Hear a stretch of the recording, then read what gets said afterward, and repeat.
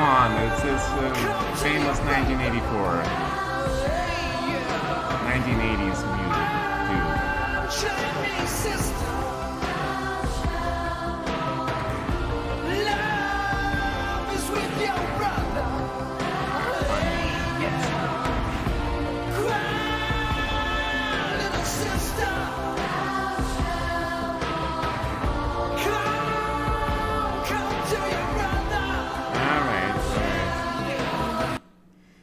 Okay, so there is a Pro Chess League in progress, I believe, yeah? Oh, we just got them. Yeah, for some reason they don't actually put the rounds, yeah? It's like they have some really old games here. The only okay, we got something.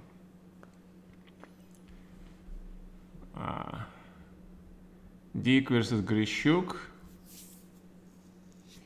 Inchich versus Vashilya Graf. But I don't know. Grishuk and Vashilya Graf on the same team? What? Isn't that like overkill?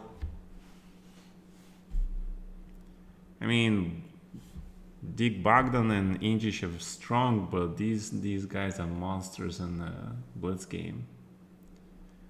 Yeah. Okay. It's kind of interesting, yeah?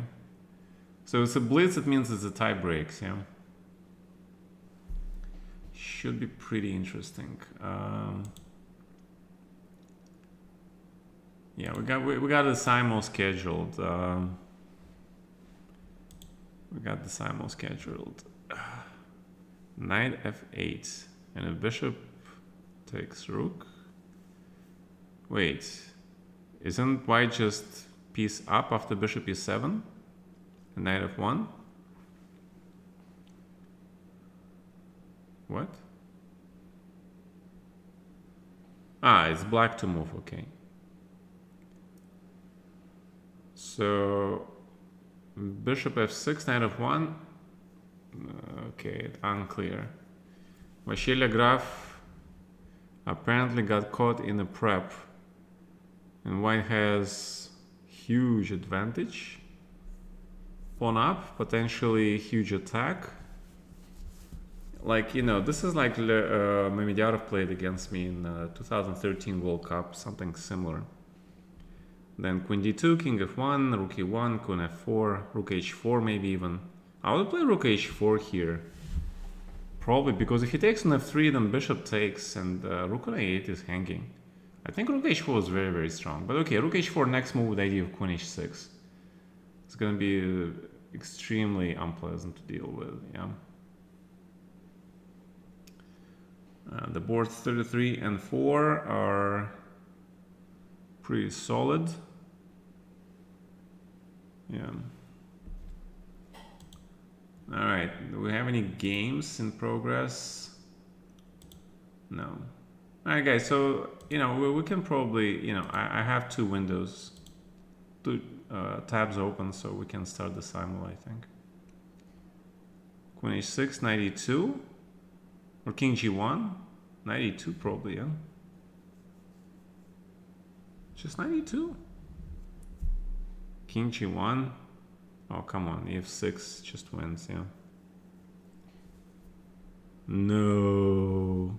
Seriously? Okay, Le Graf just got mated. Wow. Le Graf got mated, but Grishuk is very likely to win this, I think. Although after taking on f8 and then 94, oh, 94 immediately. The idea of knight f6, queen g5 forces something like queen g6, but then you take on f8 and play queen f4. Actually, white is okay, yeah. Damn, Inchich just destroyed Vashilya Graf in the Grunfeld. Damn. You got annihilated. Apex Smartest, what's up? Hello, Mr. Pefim Blocko. Yes, there is a Simul. You can actually start challenging me. Because these tabs are different tabs Yeah, I'm watching the Pro League while waiting for your challenges, gentlemen. So start your challenges. You know how to do the challenge, right? You hit this, standards, and you hit custom. You pick opponents, put my name here. You pick your time control, 45, 45, 60, 60, if you want 30, 30. Preferably unrated. Okay, and then click play and off we go.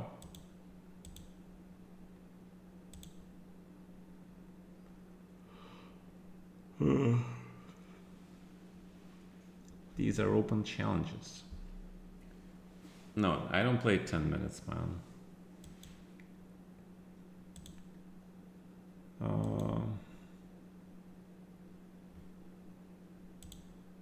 Alright, so let's go back to play. And this is Simul for my Twitch subscribers. This week you got 3 notifications of point refunds due to cheaters. Maybe just Kamsky's getting better, maybe just a random message to make one feel that they are. I have no idea, man. No 10 minutes, no 3-minute challenges. It's a Simul time, which means it's a classical slow games, guys. Congrats to the number 3 place at the TT last week. And also 5th place this week. Yeah. Pretty good. Yeah. I mean, if I beat Firuza, then I had chance to go for the 2nd place. But okay. It's okay. I was pretty tired, yeah. Favorite Capablanca game? It's been a long time since I seen any Kappa games. My favorite Kappa games usually include his end games because he was a master of the end game. Alright. Just like my favorite Petrosian games were his middle games, where he demonstrates his prophylactics. Kappa is absolutely brilliant in the end game.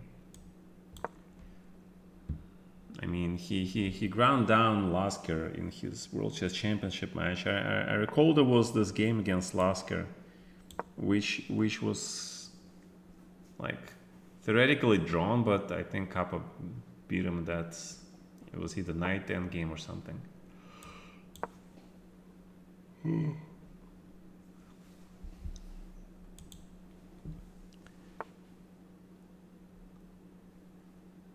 Magnus said people exaggerate. Well, but you have to take into account the era when it was played. Yeah, at that time, Kappa played at the level,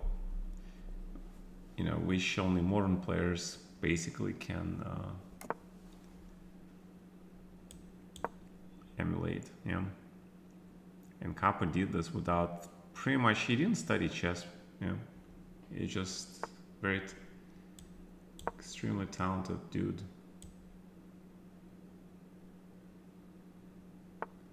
All right, got some games. Pefim also. I assume that's the gentleman from the chat. You gotta make 2 moves, okay? Otherwise, games gets aborted. So you need to make 2 fast moves, and then you can think.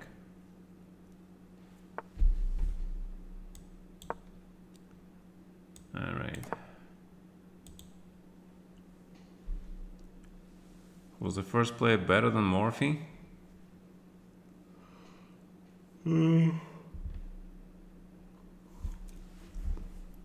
Yeah. Interesting question.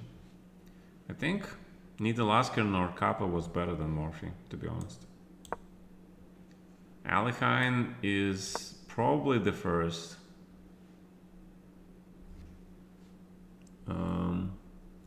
I think I rate Alekhine is a little bit better, higher than Kappa, because Alekhine worked so much on his chess. He eventually got better than Kappa, right? chess. All right, Mr. Pefim. Also, we have some exciting stuff, yeah.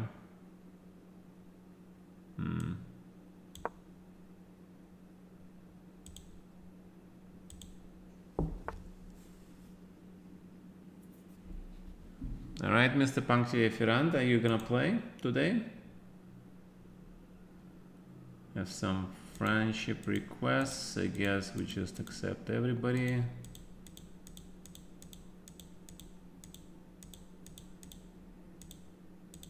All right. Okay, knight of 6. I really don't like Botvinnik. So it's gonna be e3.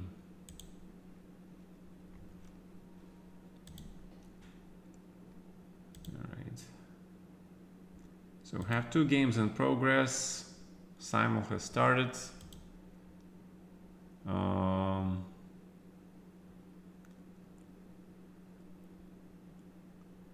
Wait, it looks like Serbian team is winning because Shuvala won and Injic won. And there was 1 draw, so they're leading +2. So even if Boyer wins, which he doesn't, yeah, then Serbian team still wins. Acrid Avid. Who is Mr. Acrid Avid? Can you please say hello in chat? Because this is Simul for my Twitch subscribers. Okay. Should you mute the stream? It's up to you, man. Hello? Hello? Alright.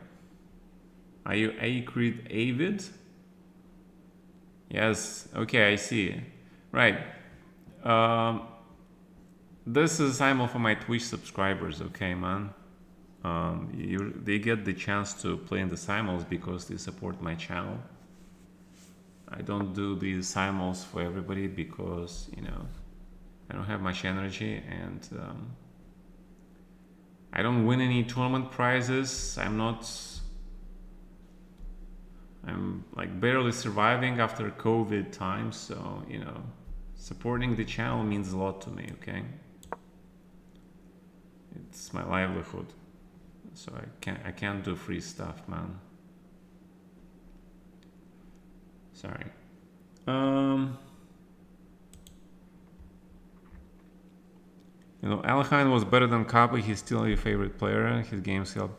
Yeah, I mean, they both have unique styles, right?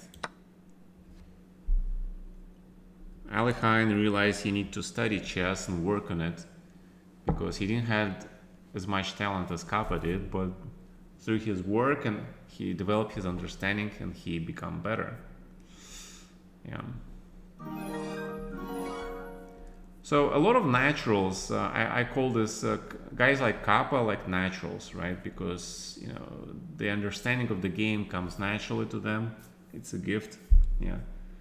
And there are a lot of players like that in chess who've reached this very high level. I would call Magnus as a natural, right, among the modern players. But also Petrosian comes to mind. I don't think he studied a lot of chess. He had to, but not a lot.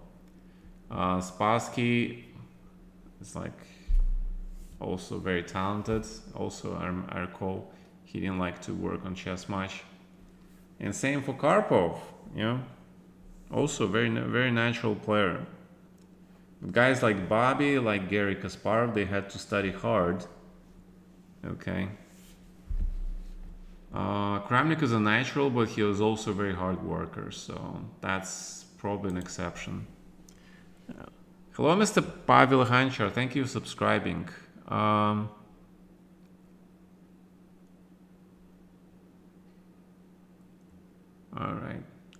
All right, so if you're my Twitch subscriber, you can challenge me for the Simul game with a time control of 60-60, 45-45, or 30-30, okay?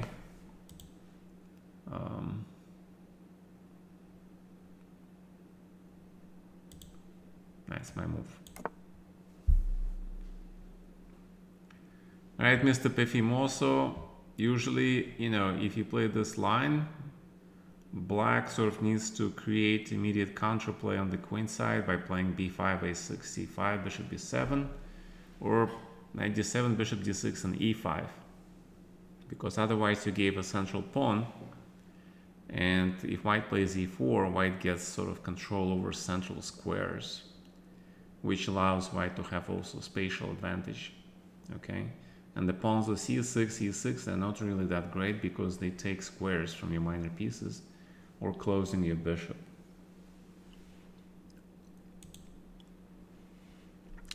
Hello, Mr. Idiot Chess. All right, who is Mr. Mishuge? Who is Mr. Mishuge? Please come to the chat, say hello, so I know if you're my Twitch subscriber before I accept your Simul game. All right, d3. Interesting.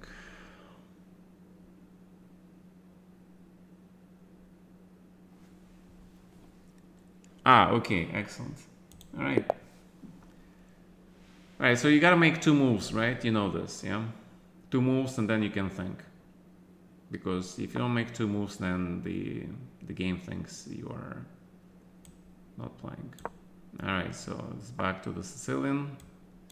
Oh, it's not gonna be more gambit, right? Oh man, more gambits. Ugh.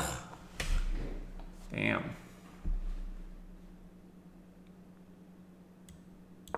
All right, let's transpose to the Sicilian with c3.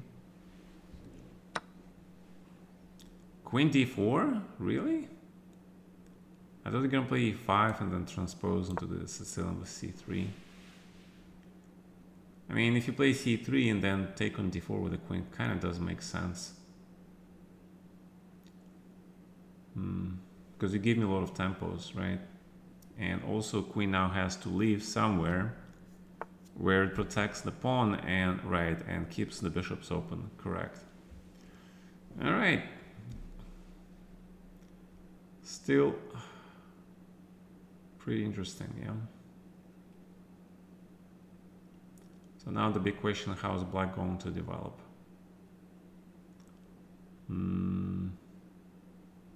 I can go d6, g6, sort of play like the Sicilian accelerated dragon. Or I can play e6 and then go for the Scheveningen type of system, which is also okay, probably.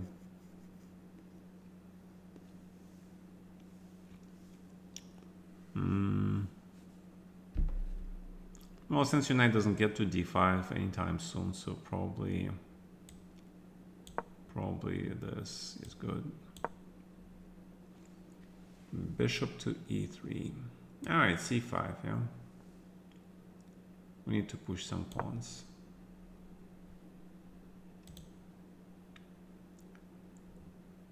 Okay, everybody thinking, good. Guys, use your time, okay? You need to use your time. It's a chance to play a slow game.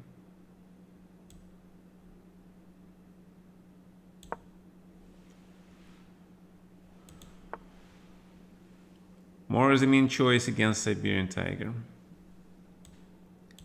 Yeah. We have huge respect for our legendary international master from Lee Chess, who plays, who authored the Smith Moore Gambit book, yeah? Mark. Okay.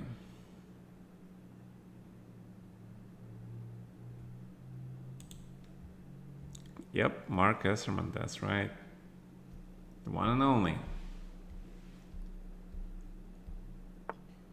Haven't seen him stream much lately. I hope he gets back to some tournament chess, classical chess. Yeah, I think he has a pretty good chance to qualify for the US Chess Championship if he like really tries. And if you qualify for the US Chess Championship, like, you know, it's a big deal, yeah.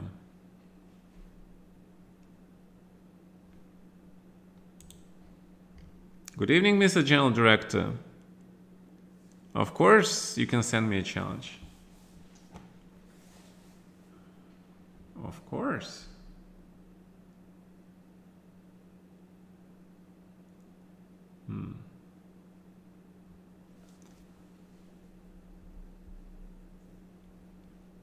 So probably Queen C7 for now.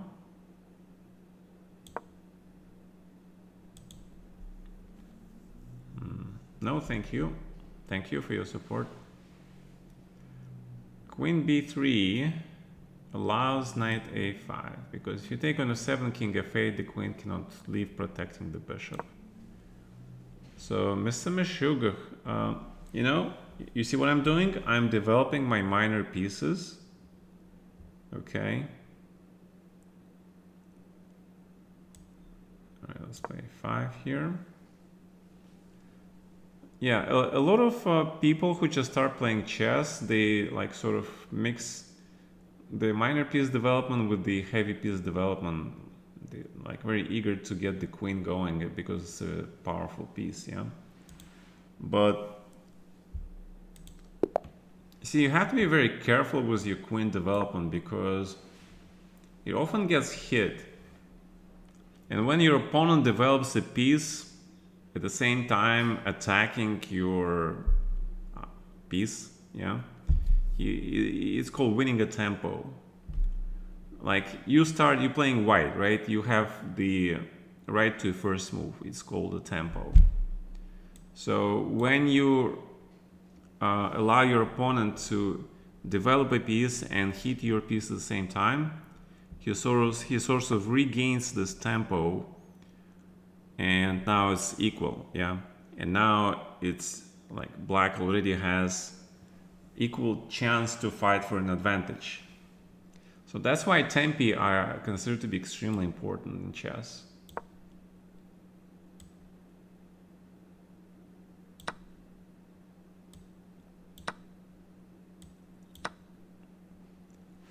All right, Mr. General Direct playing Sicilian. It's gonna be Khan. No, it's gonna be knight c6. Okay.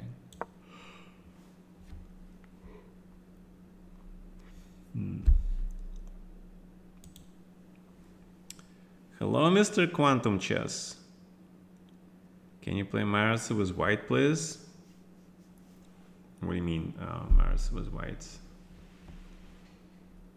What do you mean, man? Probably g6. Damn. Opening the position.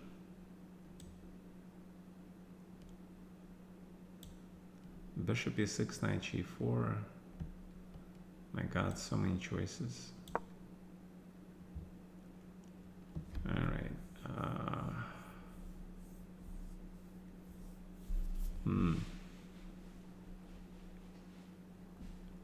Now, how do you play this?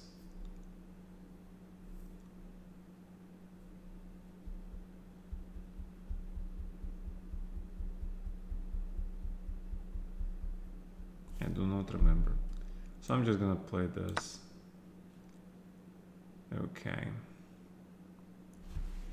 Quantum Chess. Welcome to the Simul.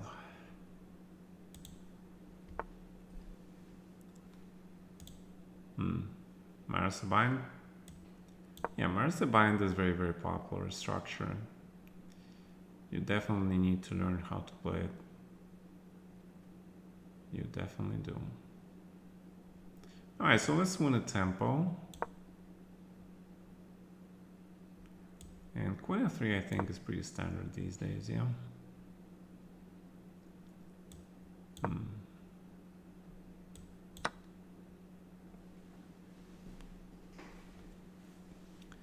It's pretty standard.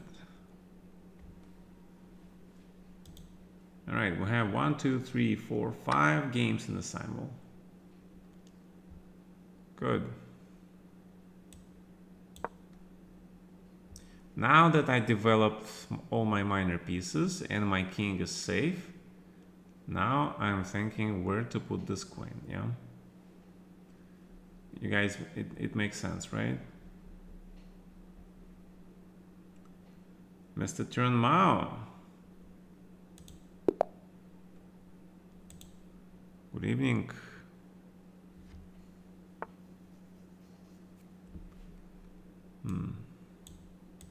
All right, let's test your Dutch knowledge. Knowledge of the Dutch. You know what I'm trying to say, yeah? I'm like always confusing. Is it Dutch defense? Is it Dutch opening? Is it Dutch something? I'm like extremely confused always. Because to me, it's not really defense, yeah?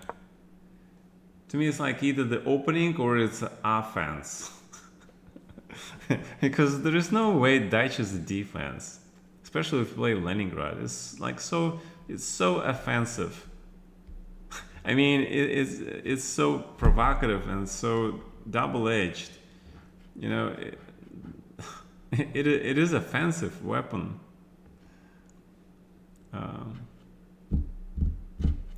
Very offensive. All right, so we have an advantage, yeah?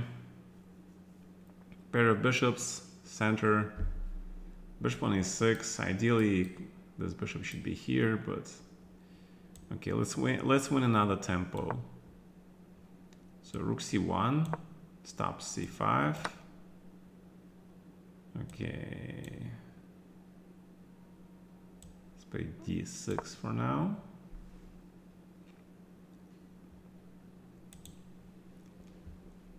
Is a Dutch-Indian attack.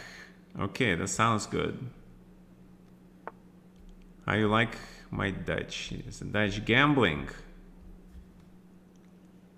Yeah. 92.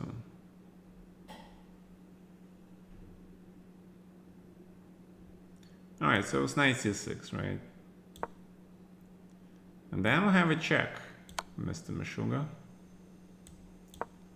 That was the point of bishop g4. I sort of cut your queen along the fourth rank, and now I can do checks. And when I do the check, your king loses the right to castle. So he cannot get safe. And because he can't castle, that also means that rook is not coming to the game anytime soon. Okay.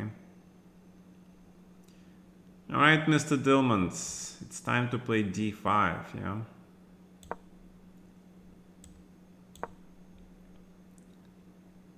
All right. So, centralization. I'm a big proponent of centralizing your pieces, because in the center the pieces have the most squares available for their deployment.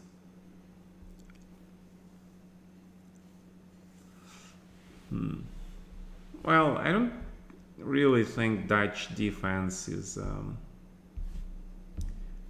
Mr. Meshuggah, you need to solve some tactics, because this doesn't look very good for you. Queen f6 allows e5, yeah?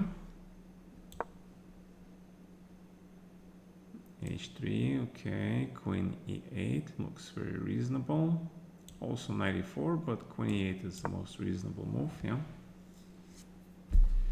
It's like what I'm trying to... It's how I played my Spanish games, yeah? You guys remember? I played d6, g6 lines a lot. And then I go for e5, knight h5, f5 plan, which is very similar. You see the similarity, right? Now you see how I tend to play similar structures in different openings. I mean, Spanish is e5, but then once you play that, you sort of transpose into this structure, right? And then King's Indian, same. All right. Queen d2 maybe first, because queen on c2 is done. Served its purpose. Right, Mr. Meshuggah, you have 15 minutes, dude. You're playing like a blitz game. See, when you play so fast, okay, really is not that great for your chess. You need to think. So maybe even bishop d3. I mean, it's very tempting to take on g6, play knight e4, get control over the square. I think bishop d3 is more in line with this, with the spirit of this position. Okay. Bishop or knight? Big question. Probably knight.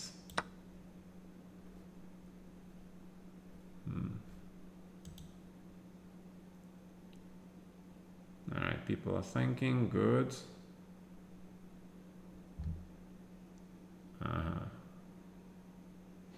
It's actually pretty smart.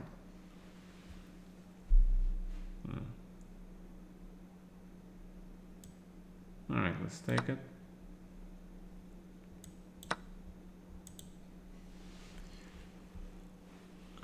Sup, bro? Oh my God, bro.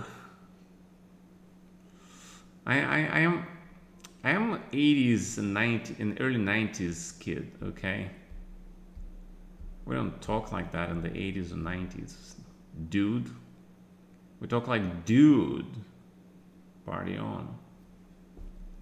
Like bro is like it's like probably the 2000s. Yeah, there's only two generational gap.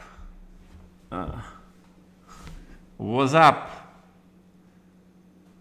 No, it's okay. I'm just, yeah. What's up is fine. I'm not sure about the broski. It sounds very much like Sovietsky. Just terrible, man.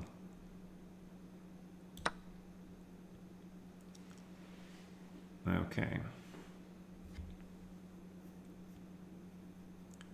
All right. We're all pinned, yeah? This bishop is pinned, and so is this bishop. Damn. All right, you know what? Let's centralize the knight. Yeah, knight belongs in the center. Besides, that move also opens the bishop. So, looks good, yeah.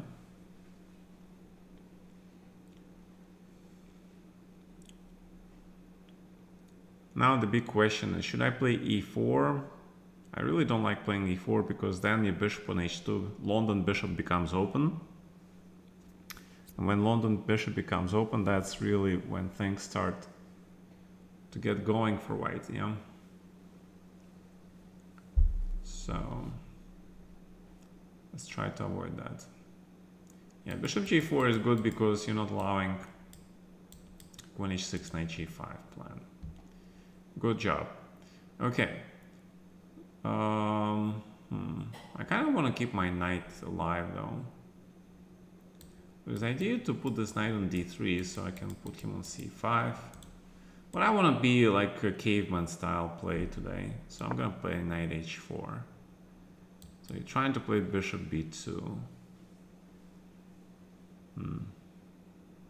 Then you get this bishop, yeah.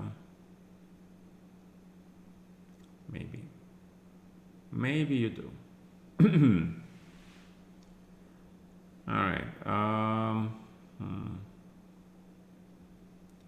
Well, that also means I have a tempo, actually. Yeah, I can play queen c3 and hit your rook.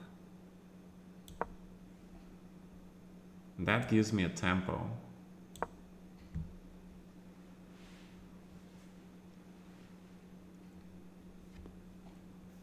All right, I have a suspicion I'm blundering something in this position. Yeah, probably should have taken d5 with the bishop, yeah, because your bishop on b3 and your bishop on h6, these guys create some sort of unpleasant tactical motifs for my king.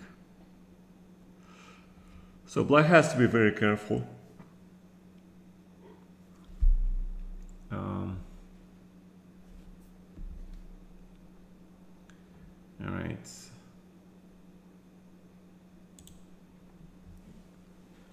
Alright, let me get an apple so I don't fall asleep. Because, you know, this week was pretty tough, you know, coming from Bundesliga and then title Tuesdays, always tough. Yesterday, Arena King. Yeah. DC6, huh?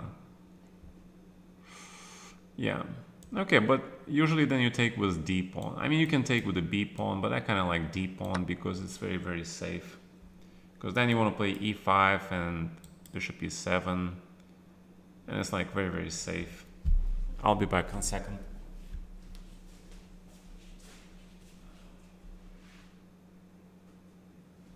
Getting that apple.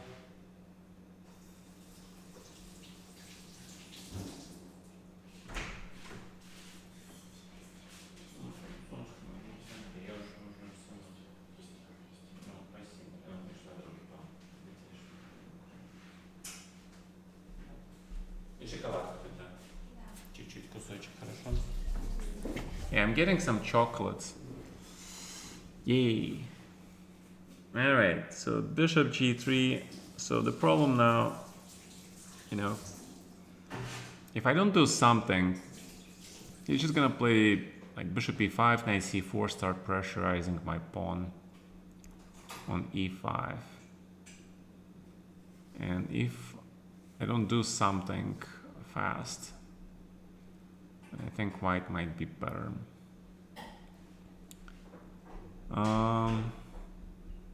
Or not, yeah, it depends really. So I have to calculate e4, knight d4, yeah. I have to play knight e5, obviously. Then this bishop goes somewhere. Where does that bishop go? That's a big question, yeah. I have no idea where that bishop goes. Спасибо, солнышко мое. Alright.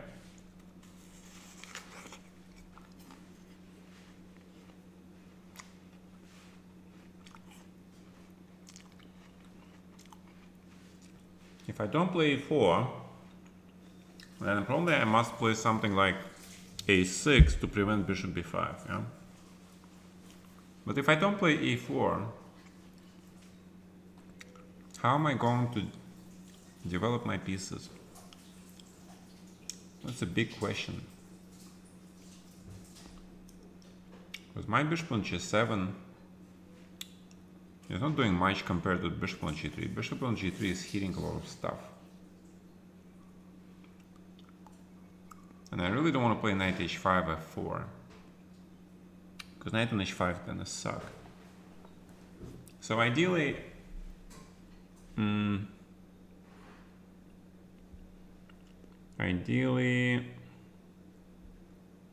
actually a6 is pretty good. I think a6 is okay. Alright, so let's hit this bishop. Probably queen g5. Or h3. Just h3 is also okay, yeah? And now the bishop just goes to d3. Attacks this. Gotta play f4, Mr. Dillman, right? I'm gonna give you this pawn, obviously.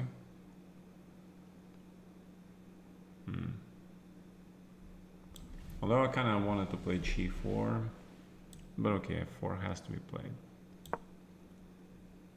Okay, but then I have check. But if you play 5, then you calculated if knight g4 is okay for you, yeah?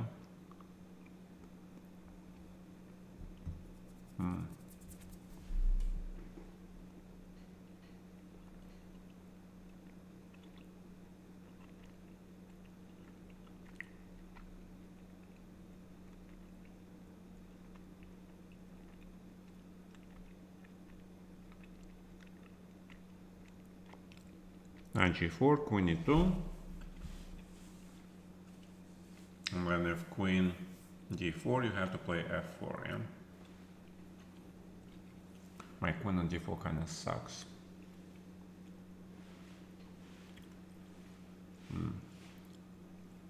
Well, I don't know. It does look kind of complicated. We just get a raid.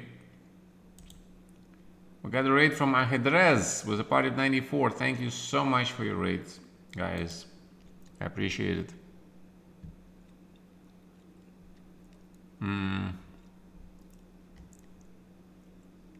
What do you think was better over the board, long format, Karpov or Kamsky? Well, Kamsky in the end beat Karpov over the period of 5 matches. It was a close win, but it was a win. So that answers your question, yeah. Hello guys, thank you. Bienvenidos, yes.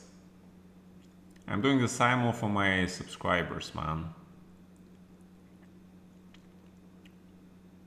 Yeah, knight g4 looks so obvious. So we're gonna play it, okay? It's probably not the best move, but it is possible. Alright, so we can play queen h6 anyway, yeah? Grab this rook. And queen back to c2 with a triple hit of rook, bishop and pawn. And we have an extra knight. So, Mr. Meshuggah, I wonder if he likes being called Kamsky. Probably not. Actually, it's kind of a bit disrespectful, yeah, to call a legendary world ex-champion Kamsky. Everybody calls Karpov Karpov. They don't call him Karpy, yeah? So why would you want to call Kasparov Kamsky? I have no idea.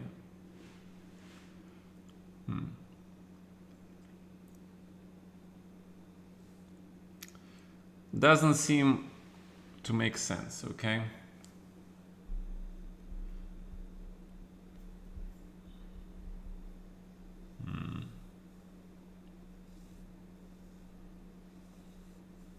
Alright. So I need the queen on b6 actually to hit the pawn on b2. And I need to solve the problem with my knight on g4. Where is this knight going? Oh, I have an idea. Why don't I play knight h6 immediately then, yeah? Doesn't that make sense? Because knight can go to f5 now. Yeah, if you play f5, then you gotta be... I can take on f6, which is also probably an advantage. But knight f3 is like begging to be played, yeah? It's like begging to be played.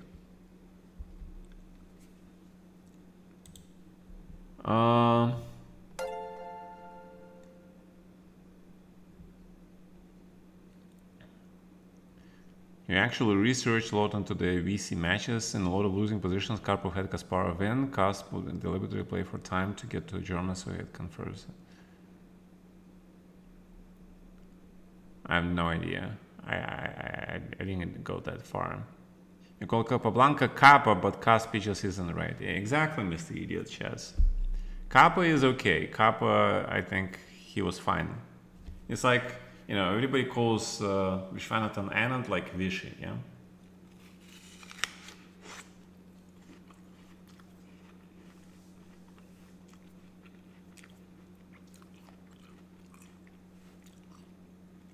But then, like Spassky, you don't call him Spassy.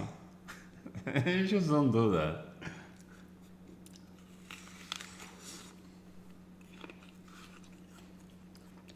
Or imagine the kind of name Botvinnik would get. Yeah, he would get like Body. Seriously?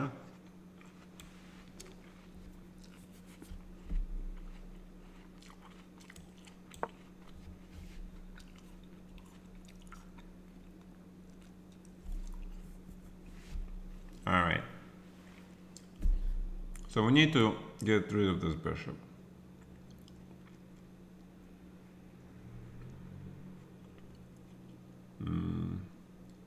I have a feeling Mr. Dillman prepares some trick.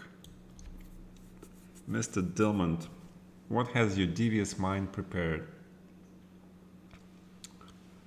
I'm trying to guess. Where is that surprise waiting for me? I have a pretty good idea where. But okay, based on my brief calculation, this seems to be still the best move.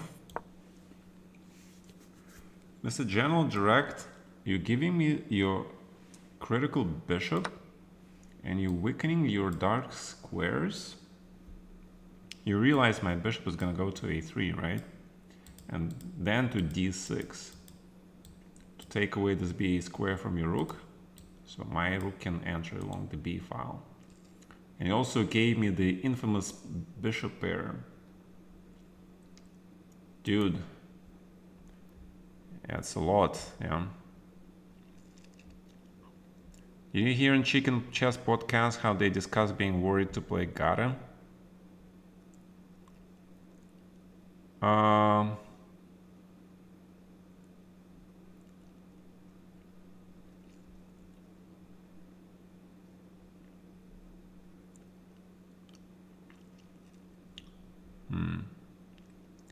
Well, no, Fischer is the GOAT, yeah. I enjoy playing the Bundesliga. It's very nice. I love playing in the team events because,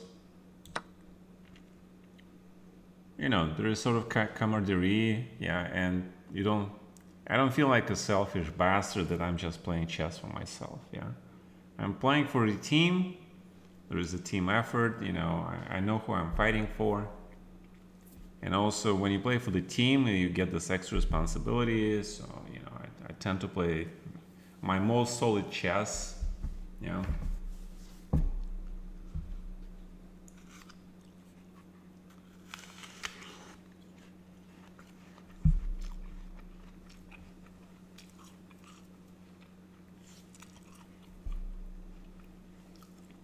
And I'll tell you guys a secret. My wife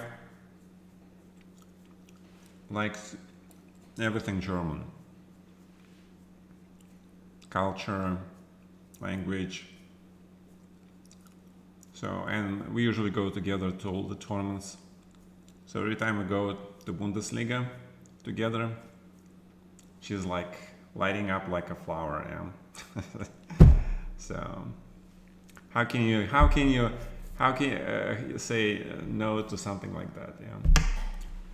Come on.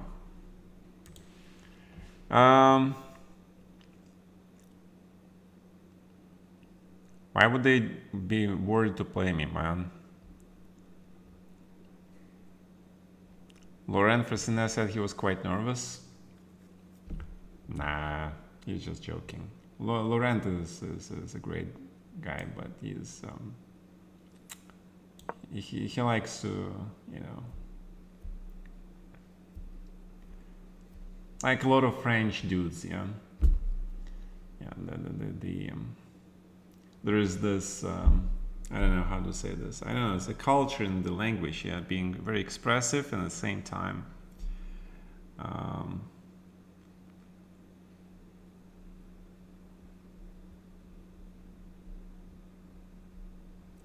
being very tricky, yeah.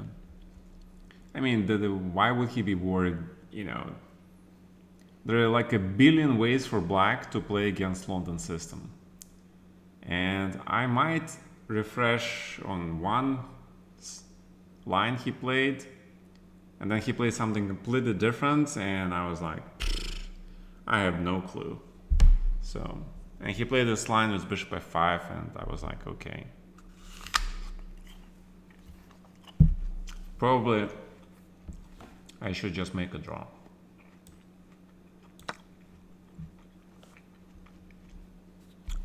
Because, you know, bishop f5 is like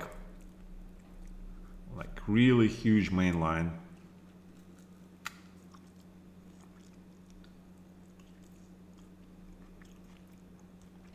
The early days in this line I played c4 and I just allowed to take on b1, bishop b4, check, and then I play king d1 or king e2, yeah? And it's still probably the best way for white to play. But there are just so many lines you have to check and remember. Okay, I wasn't ready for that. So I just play something ridiculous. I played bishop d3, he played bishop d6. I should just take on d6 and trade. Instead, I played bishop g5, which I played in some blitz game before. Yeah, so, I realized, my opening was not that great. So I had to bail out with a draw. Even if you're white, it's okay, yeah. You gotta feel the danger. Again, Tigran Petrosian was my great idol because he had this huge danger sense, yeah. Tigran Petrosian was very famous for this danger sense and the fact that he was one of those rare people who doesn't lose much. It was like Peter Leka and Rajabov, in their prime. These guys had a undefeated streak, yeah. And later, of course, Geary. But now Geary is actually, I think, completing his transformation into the Geary, the Full Metal Warrior, yeah. He won Vaikanze this year. He almost won it last year. He is winning a lot of games. He is playing fighting chess, sacrificing material. I think he is doing a great job of reinventing himself.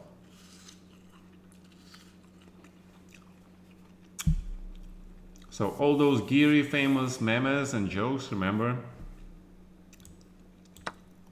Remember there was this meme, white king is on f6, black king is on h8, white queen is on g2. No, white king is on f7, right? And then there was a meme with a picture of Naka saying okay, queen g8 mate. And another top grandmaster says queen g7 mate. And then they always put Geary and says queen g6 with a draw. My god, yeah. All right. So that will be the end to all those memes, yeah. All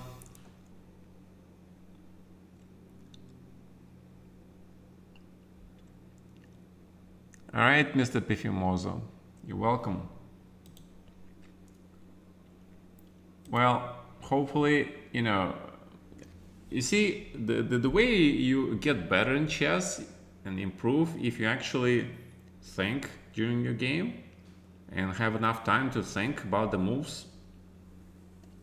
Because if you play Blitz doesn't help you improve your chess, okay? Blitz is about already showing what you learned, more or less, okay?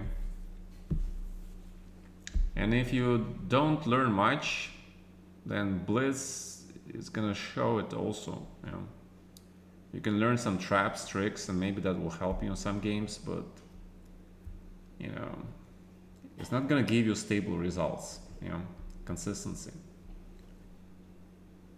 All right.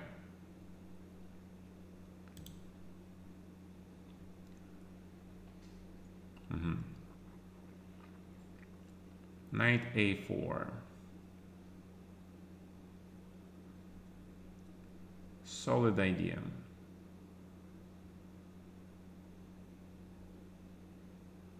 So he wants to play bishop b2 probably, and there is also a problem. I wanted to play knight d4, but now white prevented it. Yeah, he plays this and he wants to play bishop b2. So he prevents that. Smart. Smart. What can I say?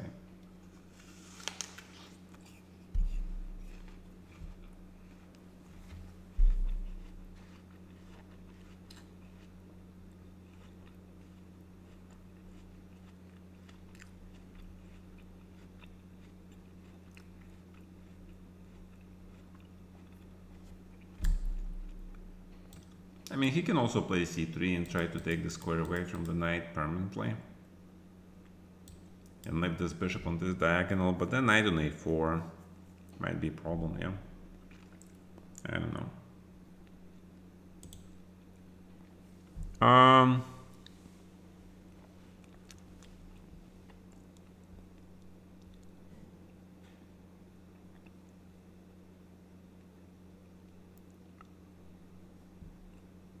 Mem? Mem is pronounced mem? Meme? Ah, okay. Yeah. Alright, thanks. You don't need a coach. I mean, coach will help you for sure. But yeah, Queen C7, I really don't like this move, but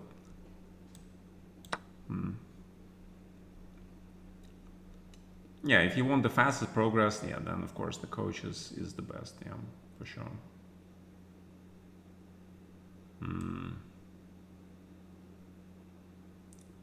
All right, so I'm gonna test this move. I don't like C5, but I want to test it. Mr. Pefim also, you want the second chance. All right, you get the second chance, fine.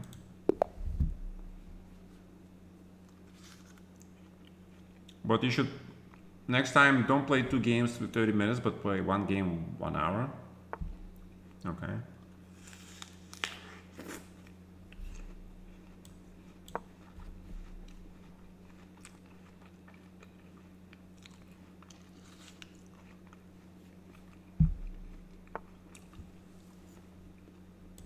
Because 30 minutes is more like a rapid game. And Simul games are made so you can think and enjoy your game, okay? 30 minutes is kind of like rapid. You're getting stressed and worried, yeah. So, and my goal is, you know, for you guys to think, spend time trying to understand the moves.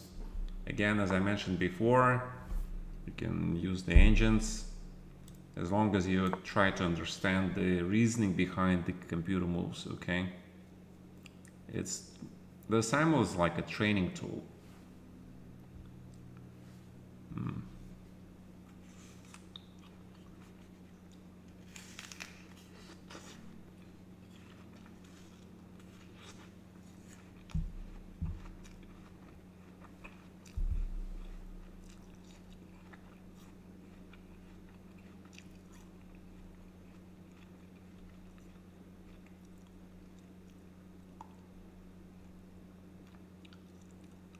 Alright, so you want to play f5 probably and then protect this guy, yeah?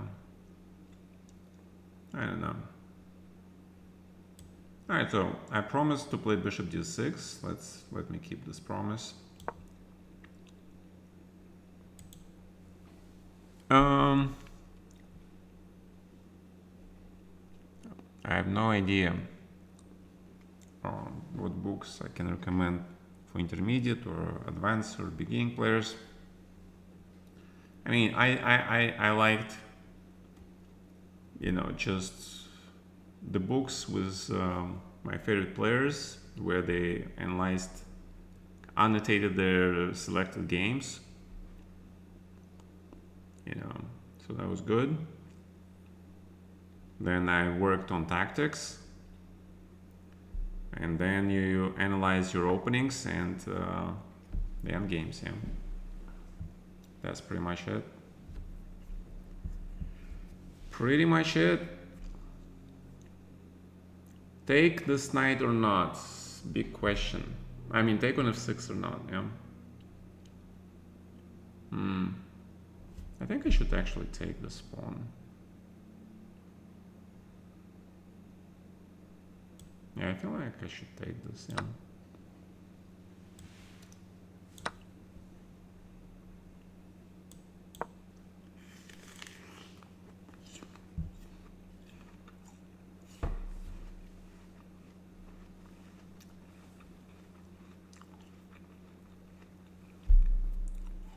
Yeah.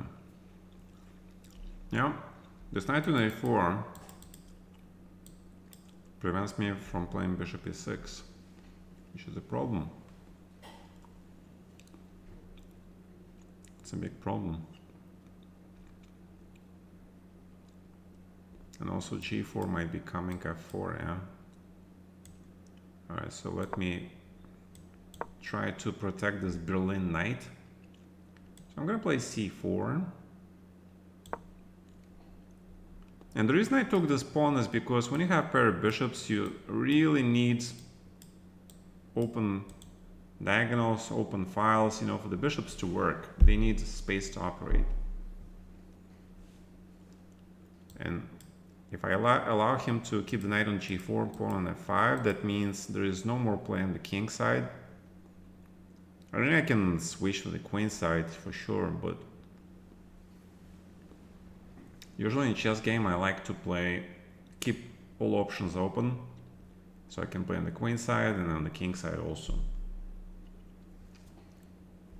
Alright, the reason I play c4 is because I want to play c5, just in case if king moves and knight goes to e8, so my bishop can leave like c7 or e5, and the pawn on c5 is going to prevent black from playing d6, c5, okay?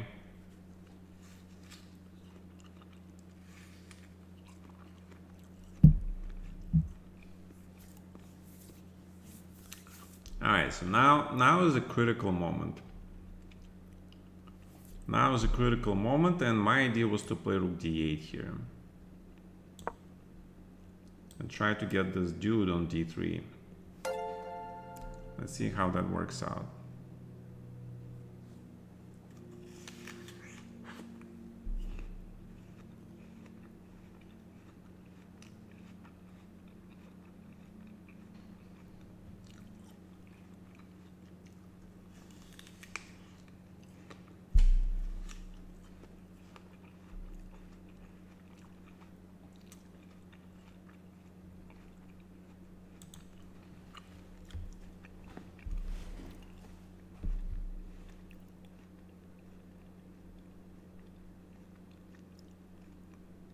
Yeah, for sure. Studies you have to do if you want to improve your endgames. I mean, that's what made me actually like the endgames. Because the studies, they give you this amazing sense of understanding of geometry and beauty in chess, okay?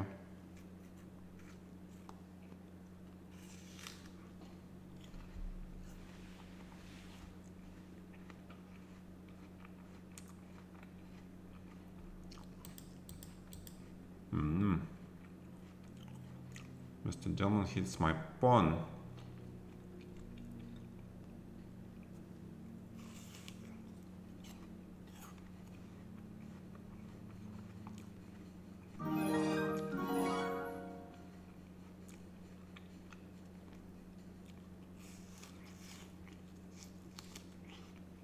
Okay.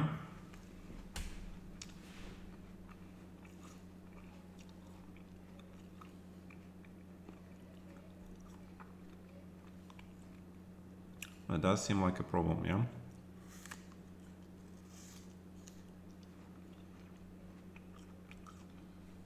That certainly seems like a problem.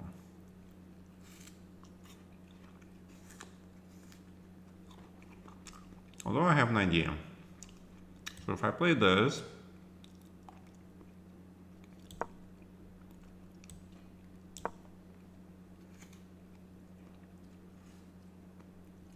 okay. Alright, so c5 anyway.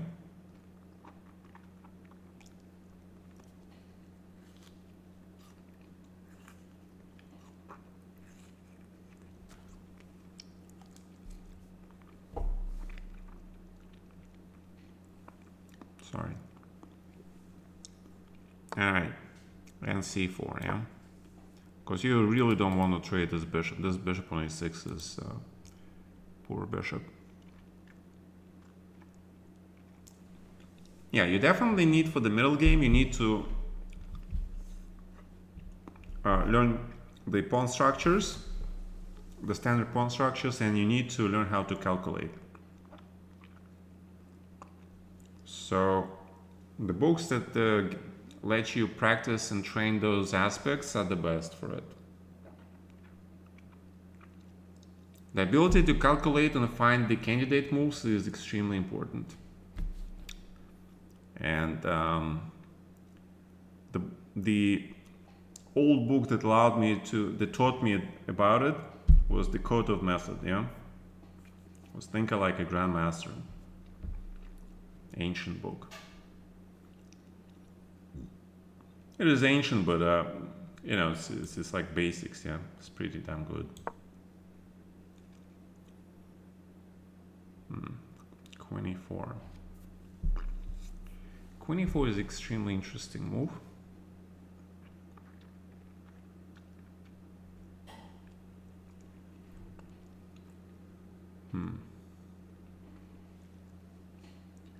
Queen e4 is a very interesting move. My knight is seriously misplaced, yeah? Yeah, I get that.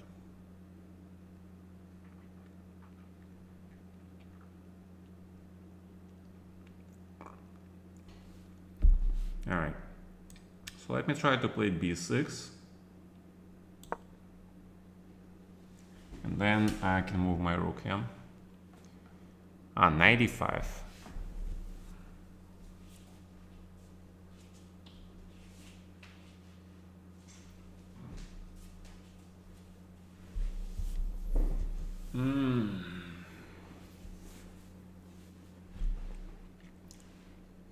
It's 95. Yeah. Yeah, that's gonna be a problem, yeah.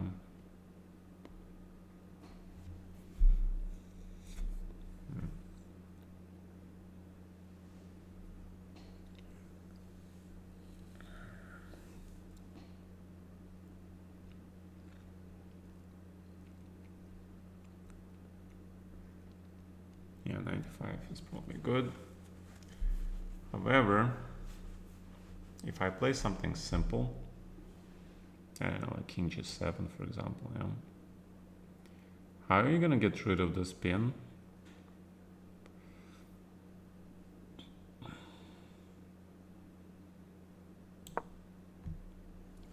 Yeah, f4, okay. It is possible. So let me take it, yeah. King to d2. Well, I still have to play knight d3, right? I don't have anything better than that. Because your bishop is hitting my knight and prevents my bishop from deploying. That's definitely not good.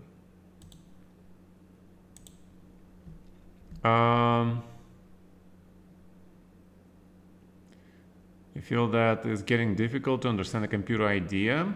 No, you're just lacking the knowledge and a certain degree of pattern recognition stuff. The top players, they immediately understand everything the computer does. Almost immediately. Sound pronounced my chat.com's username is Tiger Schleppe.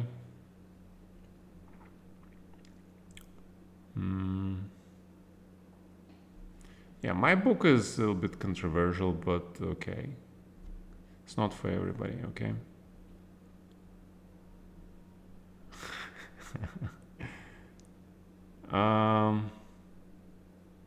Yeah, I mean the endgame books again, just do the studies, yeah? There's so many books on that. When I was a kid, I was doing my dad every day I went to school. My dad gave me this task of, you know, between the classes, you have like 10-15 minutes. I was supposed to do the solve the studies. Okay, I absolutely hated it because that meant I could not play with the other kids, but you know, on the other positive side, you know, I also missed making friends with some girls that I liked in my class. But okay, because everybody was making fun of me. Everybody was playing, doing something, and then I'm standing like an idiot near the window with this book. So everybody's like laughing, like, yeah. So that really felt bad. But in the end, the studies, they paid off, yeah, because they give you the habit when you're a kid, and then you sort of see all these patterns and they get ingrained. Yeah, so that was a good thing after all. Definitely more benefit for the chest long term. Mafasa, thank you for subscribing, man. Do GMs have corresponding squares? My answer is one of those things. Yeah, the corresponding squares, there is the basics for sure. These are the basics, yeah. C4.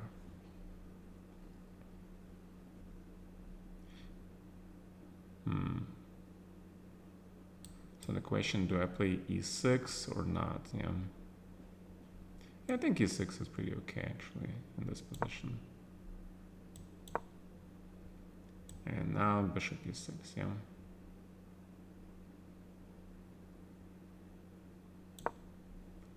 Right. So this is getting very complicated. Hi Chad, you keep on talking.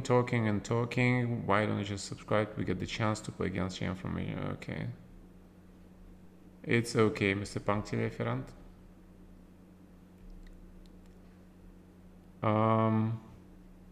Going through a good collection of Alves Vitanish, very tall-like player, sure. And so there are a lot of great players. Yeah. I mean, one of my favorite ones was, of course, Nejmedinov. Yeah. Now people know who he is, but before, not many people knew who this guy was.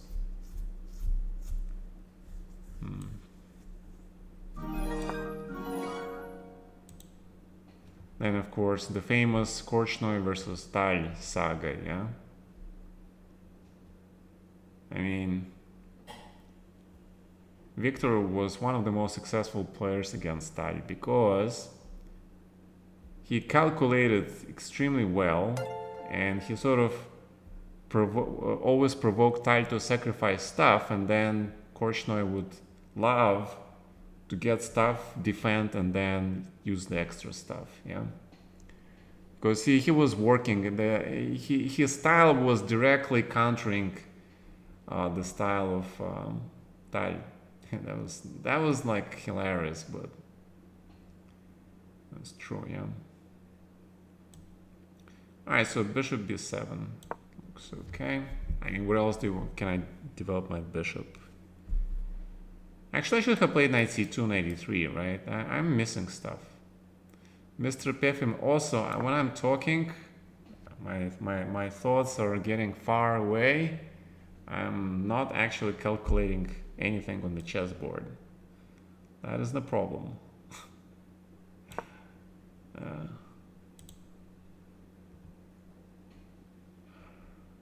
All right. So this means I have to play f6, right? Any other moves are possible here?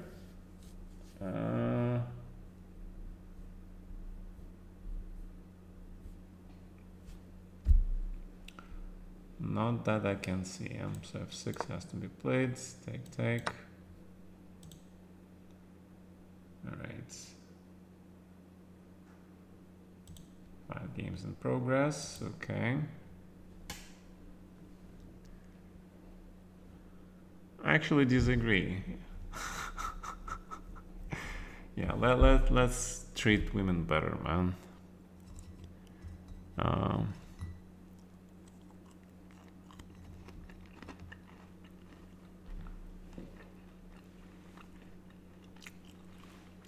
Mr. Punctureferan, thank you for gifting to the community.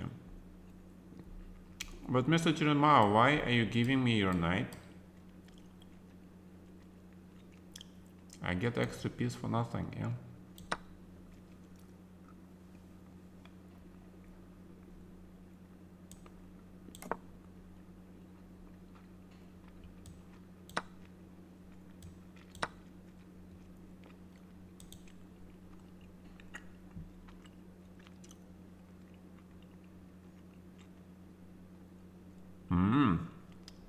Walter Brown. I like Walter Brown. Collection by Ratmir Holmov. Yeah. He belonged to the list of those endless, very talented, strong grandmasters in Soviet Union who wasn't supported by the party.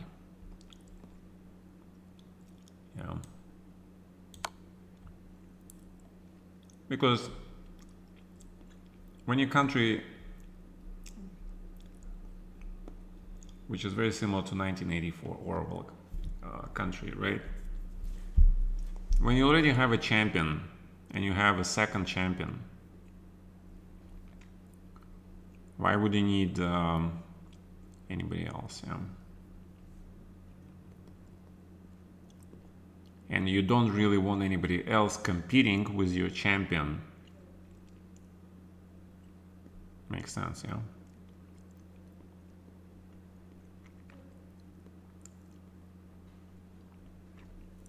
All right, what is this? F4, very interesting. Very, very, very interesting.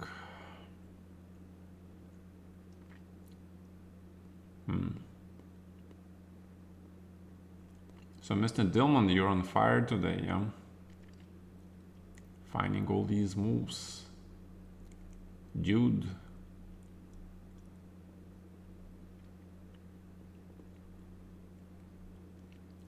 Good job.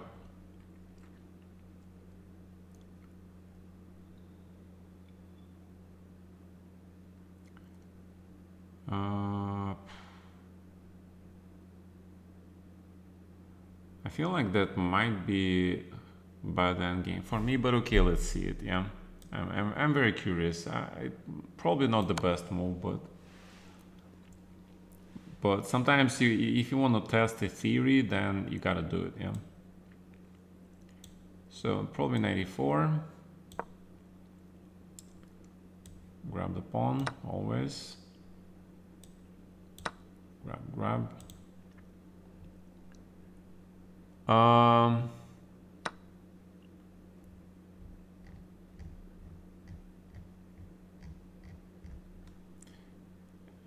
Enric Making. Yeah. Making, who had the famous nickname of Lorenzo on ICC. And who happened to play actually a lot of games with me on that ICC account.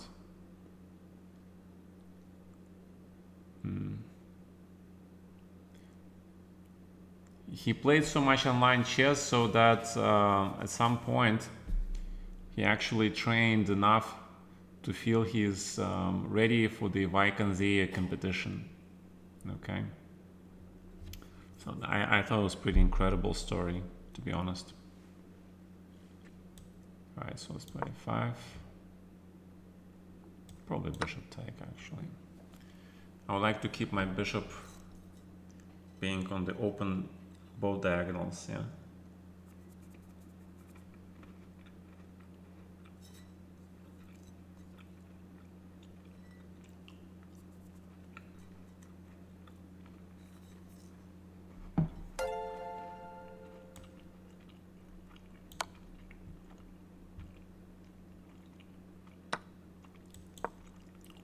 Alright, so Mr. Dillman, you're definitely better, but are you winning? That is the question, yeah? I'm sure the computer would say he can defend this for black, but for the human it's not so easy.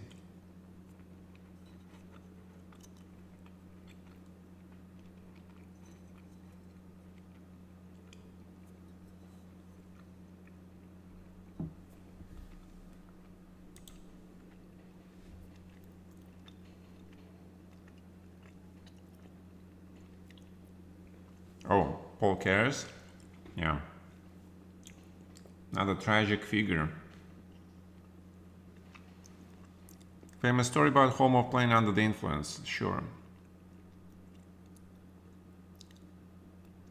That's weird. I've been playing the Grunfeld defense my whole life and never had such a horrible position after just 4 moves. Good evening, Mr. Zavalenich. Long time since you last watched my stream, okay. Well, I don't know about Priesthood by John Macking. I know that Lombardi did join the Priesthood, yeah? Everybody knows that. A lot of pictures. I remember Lombardi walking to Manhattan Chess Club in his priest clothing. That was something. To the kid who just came from the Soviet Union, things like that is like, you know, you can only, I've seen stuff like that only in the movies.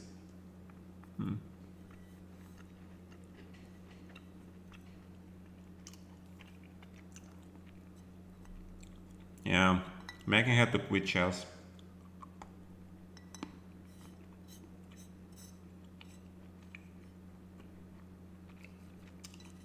But I don't know him well. But we played a lot on ICC, yeah?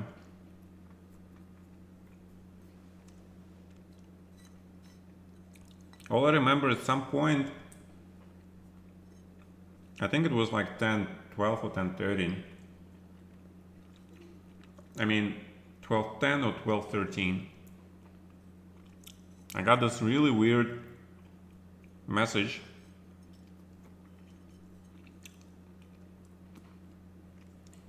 from somebody who claimed to be representing Meking, and that person said that Meking was interested in playing a match as part of his prep or something. And the question was, would I be interested to play such a match? I didn't really know what to say, because I was still in 12 or 13, I was still sort of actively pursuing my own chess career. So it was a difficult question. Alright, so probably you just should take, yeah, without much thinking. You don't really think much, because you don't want to give your opponent free file.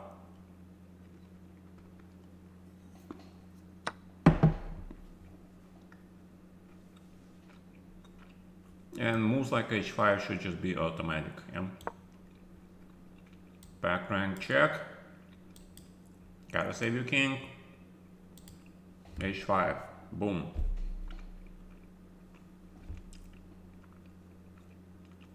Yeah. I mean, the simple positions, though, don't overthink, yeah?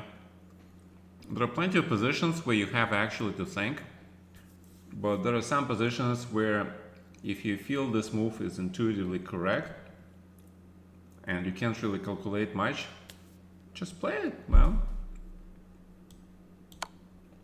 Just play that move.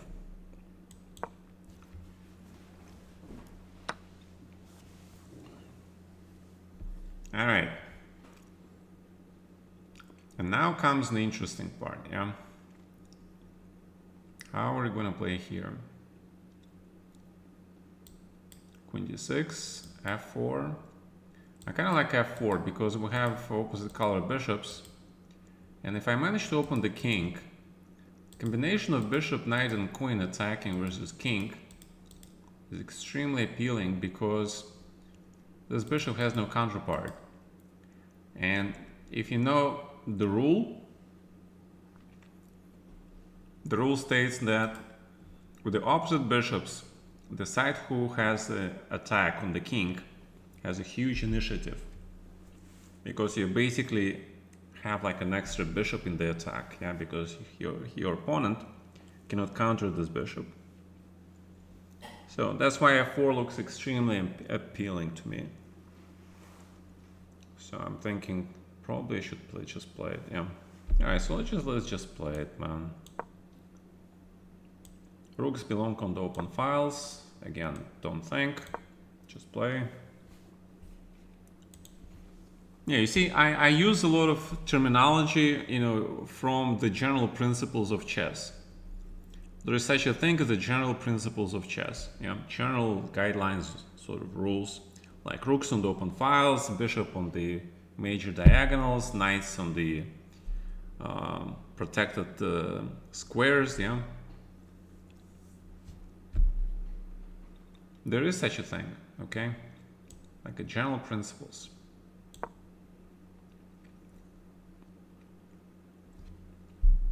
And you'd be surprised how many grandmasters actually just follow these principles. without much calculation. Yeah, calculation is done like to check if you're losing something or not. Yeah, the problem with this, with playing only on the general principles, is that sometimes you need to actually calculate and be very concrete. Yeah. So either to maintain the advantage is that situation. Also, when you sacrifice, obviously, and go for an attack, you have to be very precise. Yeah.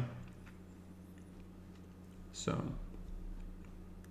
and that's when you burn your time and think. That's the moment to burn time and think. All right, what are we gonna do here, dude? What are we gonna do here?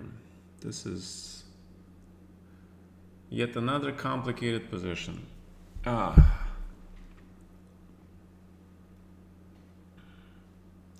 Yeah, he's got two bishops. Extremely annoying. So it's either castle or not. Yeah. So probably just castle. And try to survive in the endgame with all the trades. Although the endgame is not fun at all.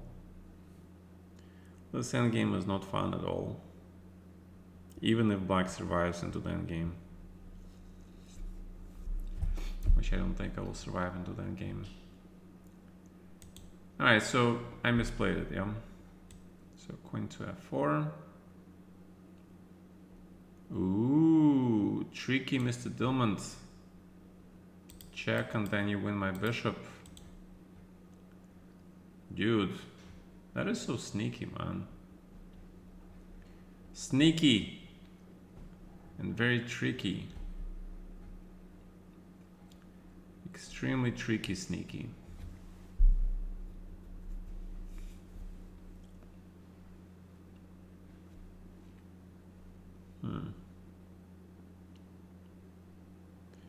But that's how you keep your extra pawn, yeah. Tactical solution. Very nice. Very nice. Yeah, I didn't see queen g4. Very strong move, yeah. Tactical protection of pawn on f4, and he avoids the pin. And if he can keep his extra pawn, then, you know, king f2, knight comes out. It's just extra pawn. No compensation. My bishop on e8 is like not doing much. Right, very strong performance, Mr. Dillman. I'm impressed. I'm very impressed. So probably queen e7 then, yeah. Right, grab Grabinski.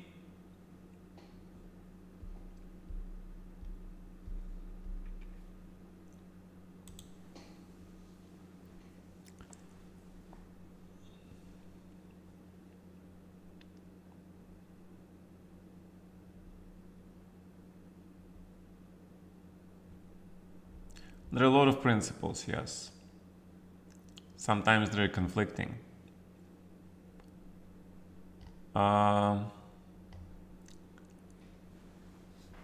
What's the story behind my chess.com username? It's just, you know, spur of the moment, play on words in Russian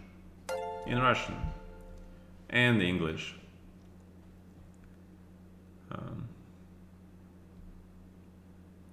You know, like cat in a hat, yeah.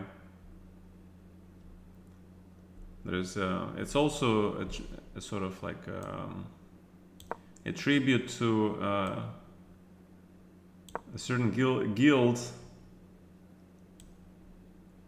in one of my games, yeah. I mean, I played EverQuest a lot for many years on Grenal server.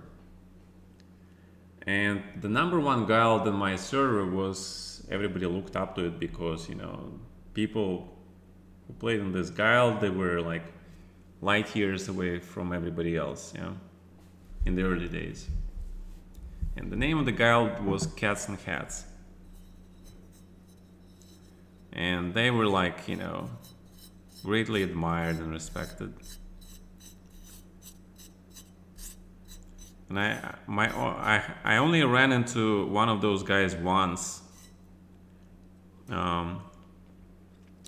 was like circa 2002 maybe.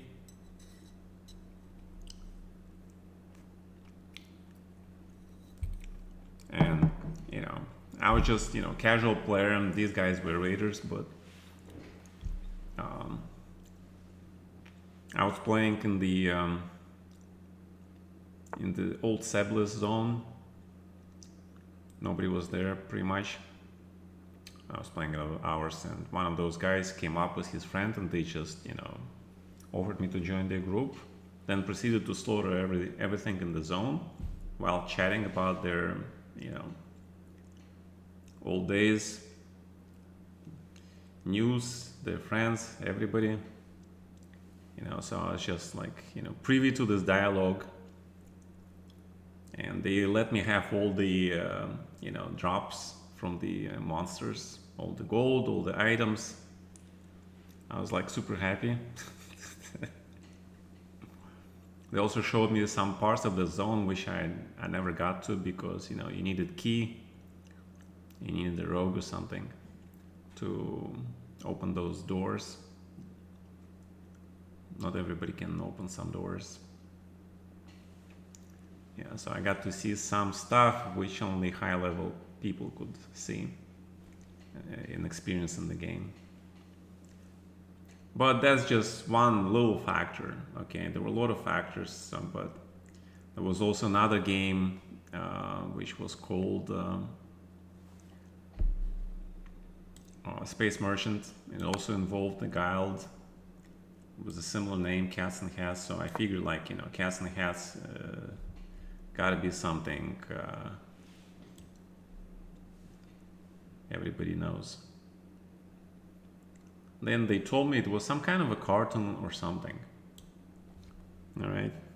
Then I remembered that in Russia we also have a personage of the cat who walks, but he is not in hat. He is with the boot. Cat in the boot. And so, you know, these things were mixing up in my head, and finally I just gave up and said, you know, tiger in hat, you know. Since I cannot be the cat in a hat, I will be tiger in a hat.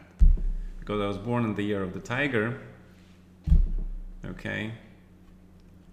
And most of the years of the tiger were extremely successful for me.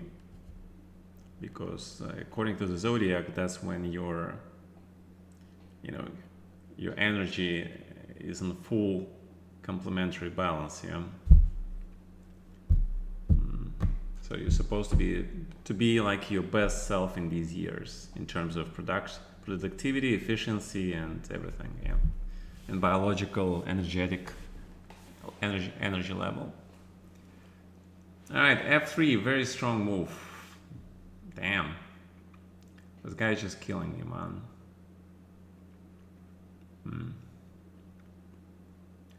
This guy is just killing me. You know what? I'm probably gonna just play f6 here, but I don't like f6. You know, my position already is terrible. Like, do I really want to make it even worse? I really don't want to make it even worse.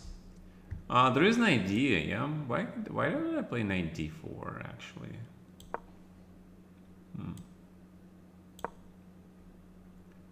All right, so knight g4 should be winning immediately, yeah. King f2 looks correct.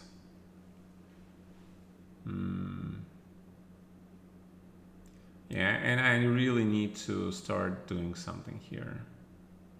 Otherwise, I'm just gonna lose, yeah.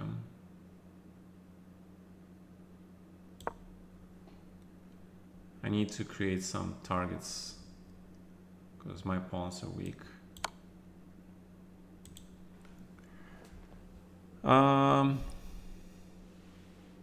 When you play Karpov, what sort of impression did he make on you? I haven't played a lot of games with Karpov, man. But when you play Karpov in just a tournament game, it's like completely different Karpov when you play him in a match, okay? It's like you play two completely different Karpovs. I know, it's like you playing Jekyll and Hyde, yeah? In tournaments, he is this nice Jekyll, but in the match, he's like this Mr. Hyde, yeah?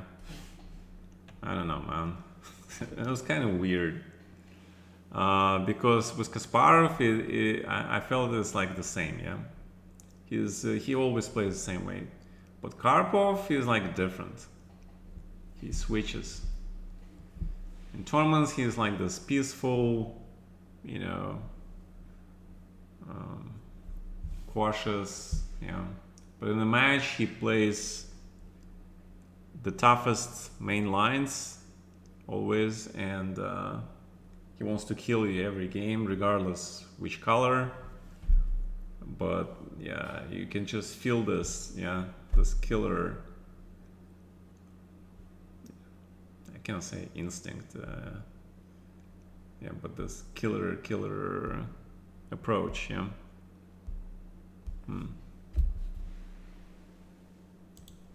The younger guys, they don't have that. I mean, they have that, but it's like sort of muted, okay? This killer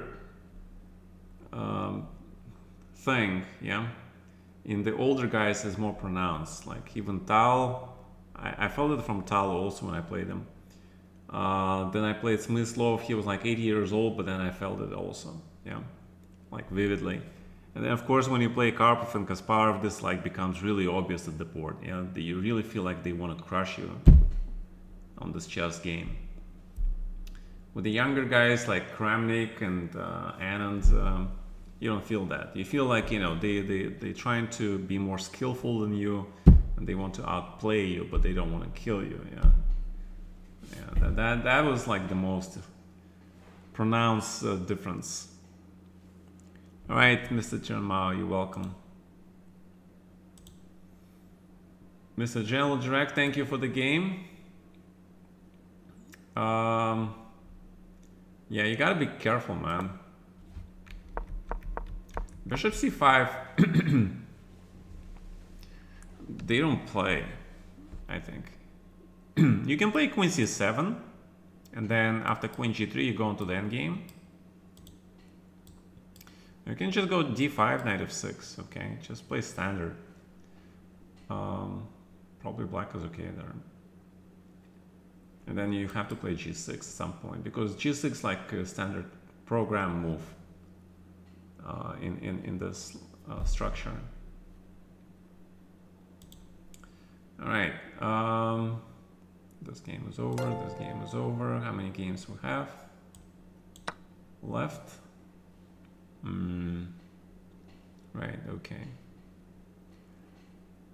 All right. What are we gonna do here? We have pair of bishops. Very strong pressure.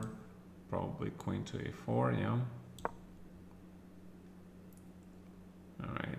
Rook takes or pawn takes? Probably pawn takes, because if I take with the rook, then he takes and then his bishop can come out, yeah? So taking with the pawn makes more sense. But now, finally, we got rid of our bad knights. We managed to trade his very important bishop, who was protecting a lot of dark squares. Potentially that bishop in the endgame could go to g5. Yeah, take away the square. Take away all these squares. So, you know, I think it's that was a really good trade for black. And now black has chances, because, you know, I have f6 idea, I have queen c5 idea, I have b5 idea. A lot of ideas, because white king is still in the center. Yeah, he's not castled. And there are so many potential checks, yeah? That's why I said b5, because there's queen a5. Again, now I think black is okay. But before, like a few moves ago, before f3, I thought that was just like way worse. But chess is the game. Like if you play it sometimes super safe, you're missing the time window, right? And your opponent gets time to create some counterplay, and suddenly the game is no longer like advantage for one side. Yeah, especially in positions like this, because the structure can change so rapidly. All right, but after f6, what is the solution?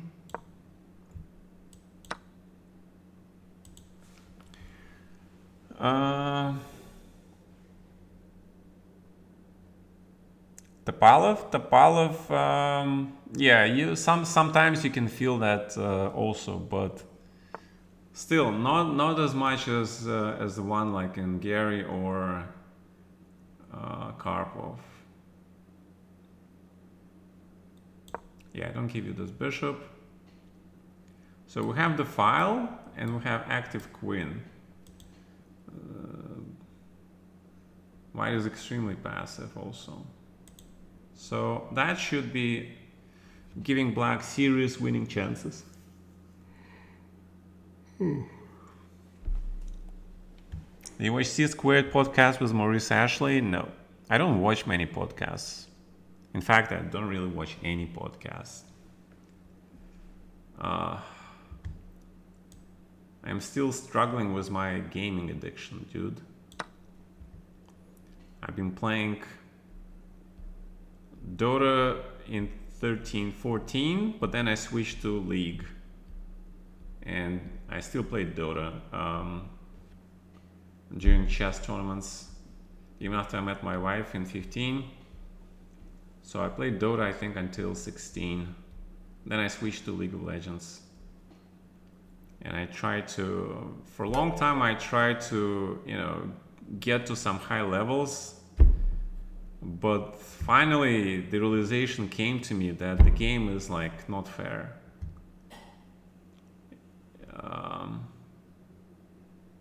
It is all about luck. Yeah. You get a good team or not. It's just luck. And of course, you have to be super skillful. Yeah.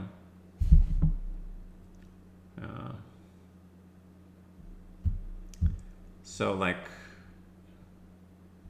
last year, I switched to TFT, and it was going pretty well until certain points where my luck ran out.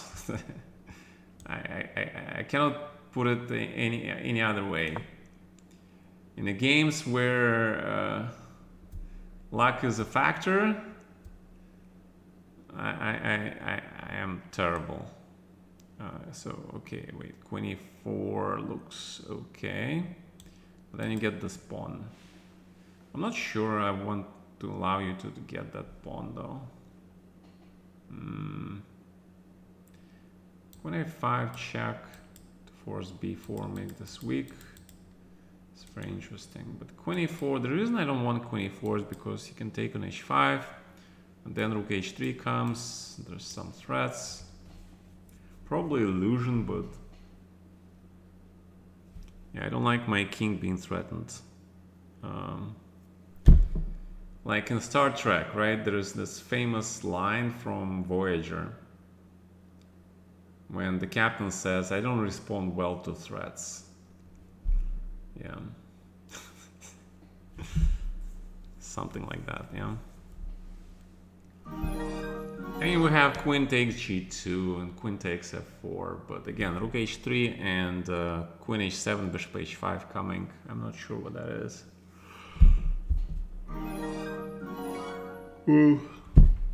Wait, what is that sound? Chess Fool gifted 10 subs. Oh my god, man. Thank you so much, sir. And we also have Nor'easter subscribing for tier 1 5 minutes ago. Thank you so much, guys. Thank you for your support. Really appreciate it. Thank you. I feel, like a true streamer with my loyal guys, yeah. So f4, where's the queen go, man? Damn, queen e4, queen h5, queen f4, rook takes h3. What I'm gonna do? That my king gets too open. I mean, I can play bishop e4, yeah. But even then, you don't have queen h7 anymore, but you can play queen h8, king f7, bishop h5, g6, queen h7, king g8, bishop g6. It's not what I wanted, yeah. That's not what I wanted to do. Queen f5, rook g3, d3, bishop h5, and bishop g6 is also very, very unclear. So this f4, very interesting. Yeah, I'm not sure I'm actually okay here.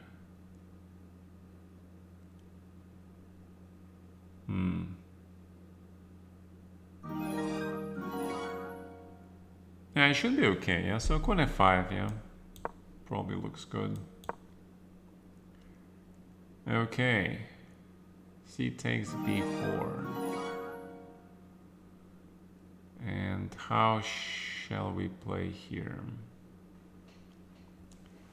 Is important question.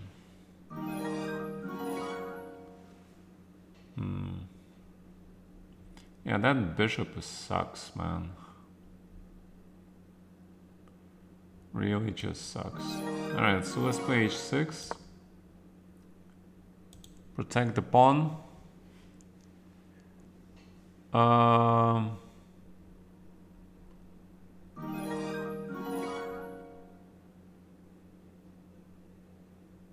Okay, Mr. General Director. Good luck. Ivanchuk. Age of Empires, Age of Mythology. No, I played Age of Wonders. They actually have Age of Wonders 4 in development right now. So I'm sort of excited about that one.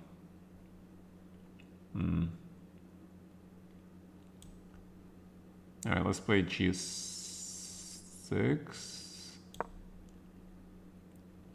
Yeah, I played a lot of Age of Wonders. I still have this game.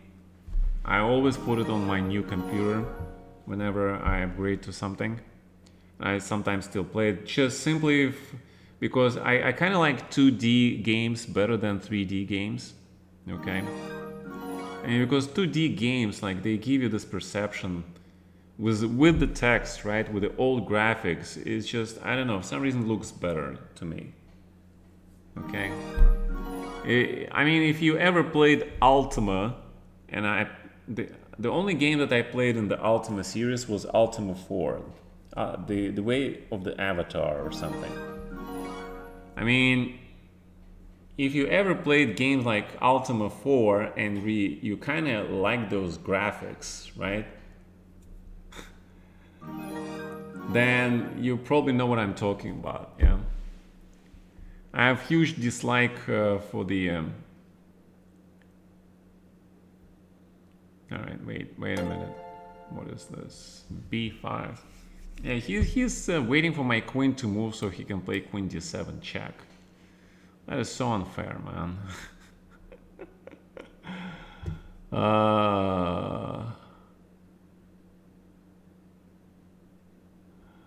He's waiting for me to make my move. Alright, bishop e4. I need to get my bishop back.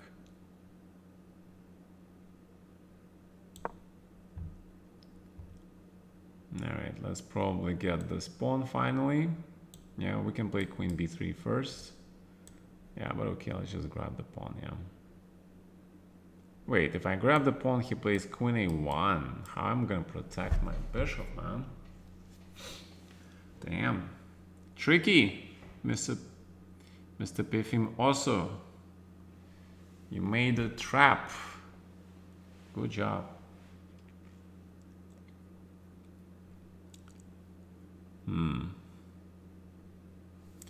So that means I have to play queen b3 probably, yeah.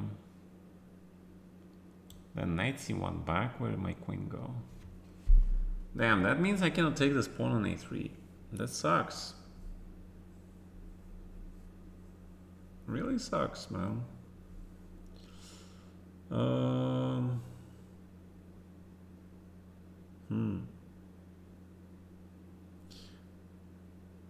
Okay, so that means rook c2, knight c3, queen b3. I'll have to give you my bishop, which I really hate to give you my bishop, man.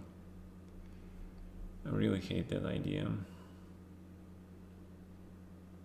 Kind of like my light squared bishop.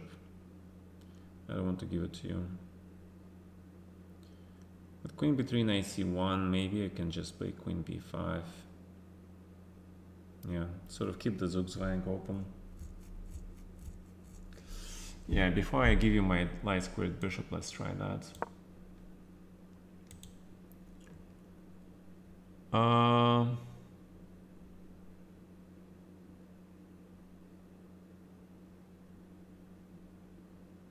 They banned 40,000 accounts. What? Who banned? What accounts?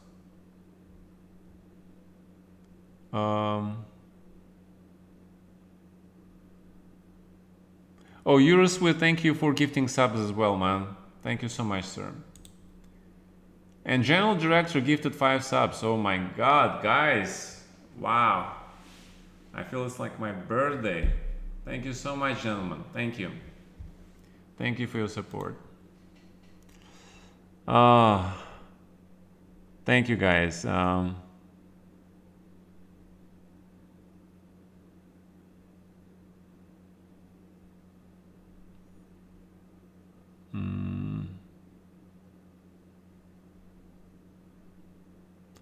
Oh, you still play Old Master of Orion? Oh my god. Yeah, I played it also, dude. I kind of like those old games. Actually, I got them on Steam. But have you played the remastered version of the Master of Orion? I thought it was hilarious. I actually liked it. The remastered version was pretty awesome. Those Antaron, right? They go from the they go after the top ranked player, and they send those humongous flits, yeah, and you have to dodge them. Oh my god, yeah. Yeah, so yeah, if you can get a chance to play the remastered version, that's pretty awesome.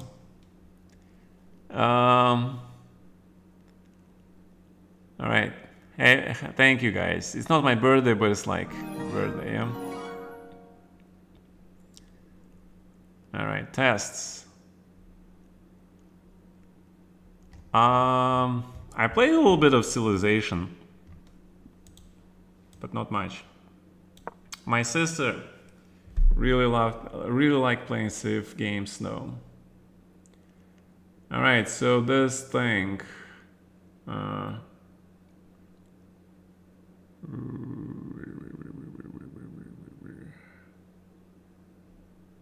H4. Yeah, Dillman got me, man. Mr. Dillman got me today. Finally got me, man. Yeah. Long time in the coming, but it happens. Dude, I'm proud of you. Good job.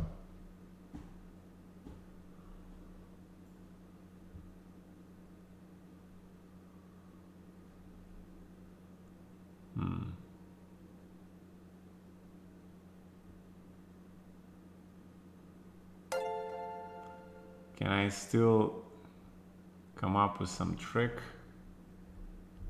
I don't think I can come up with any trick, yeah. There is no tricks. No tricks left. Nada. No tricks. And this B pawn is alive also. Wow. Yeah.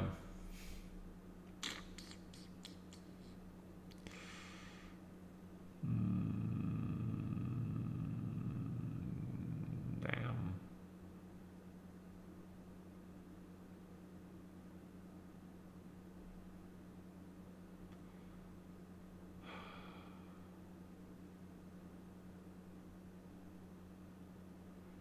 Yeah. Yep.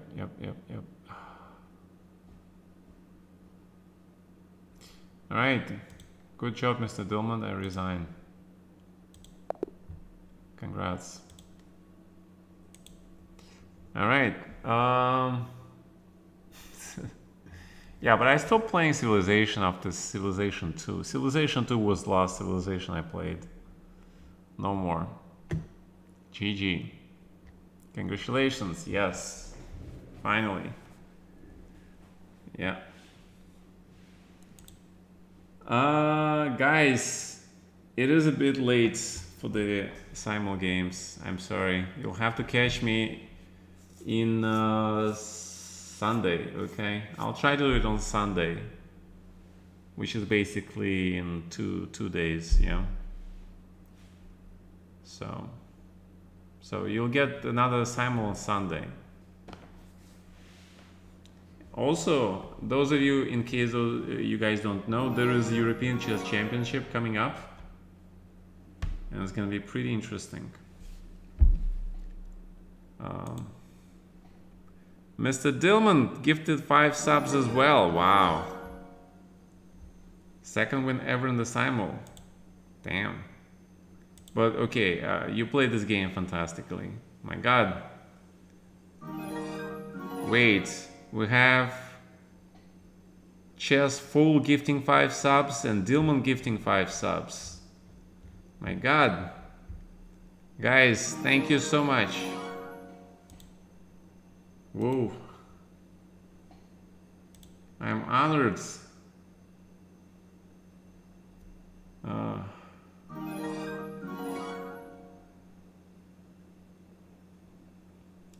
Rook d2.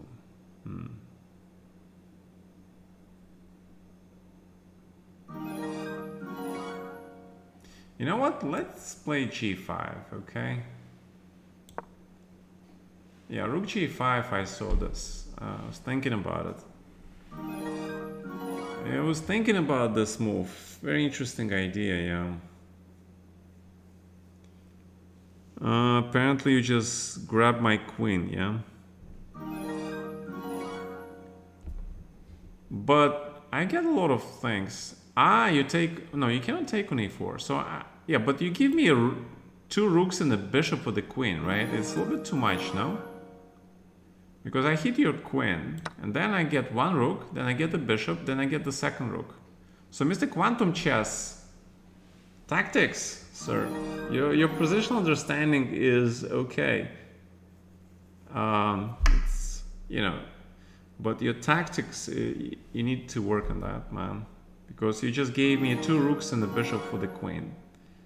It's a blunder, yeah? Okay. Wait, we got more subs. Pefimoso Il Bloco gifted 5 subs. Oh my god. Jesus Christ, guys. Thanks. And Fen Beingold gifted 1 sub as well. Wow. Wow. Thank you, guys. Thank you for your support. You're extremely kind.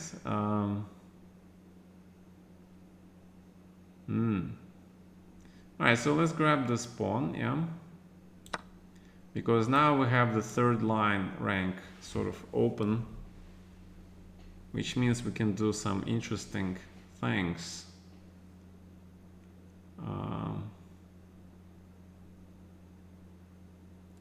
Some interesting things can be done now.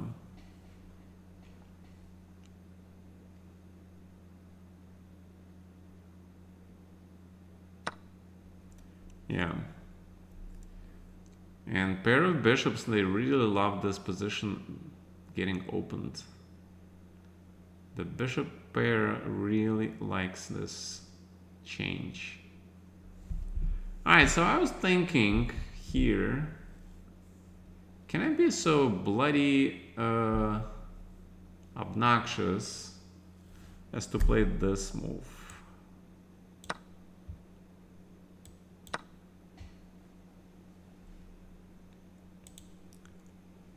Okay. Yes, Mr. Arsenal van Rich. Damn, welcome back, Mr. Arsenal van Rich. It's been a long time. Haven't seen you in a long time. It's a fun line, but it's queen sack for not much, yeah? Just 2 minor pieces and there is no mate. So, not much fun. It's like Garry Kasparov.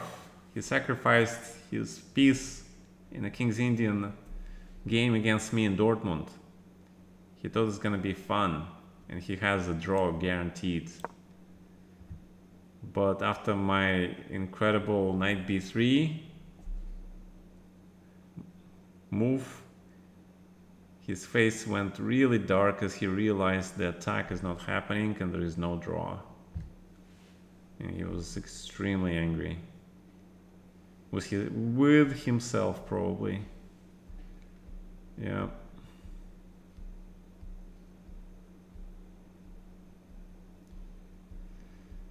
All right.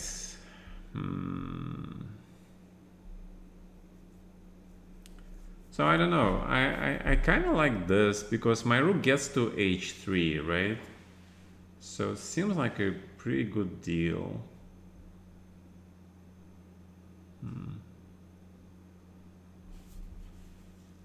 But there is something nagging at my brain, like I missed something.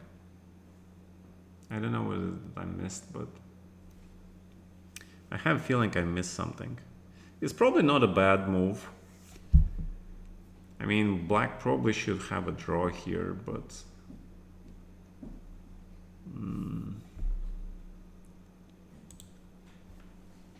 okay.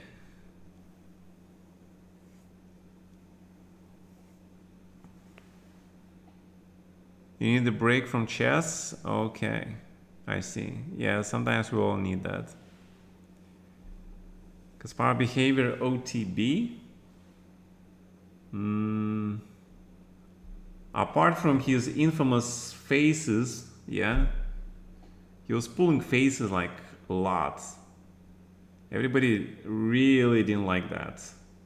Because some of his faces he pulls, like people felt like disrespected, mildly put, yeah.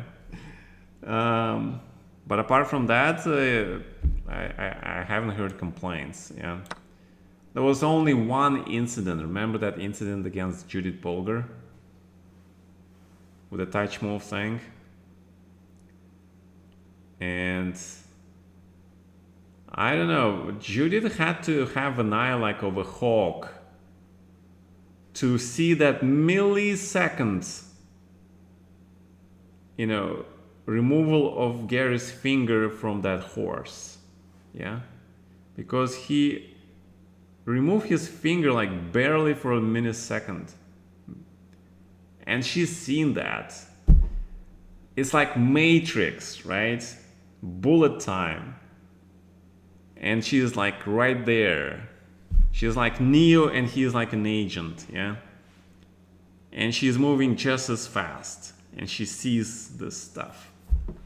I was very impressed. I mean, she lost the case because, you know, because he's Gary, right?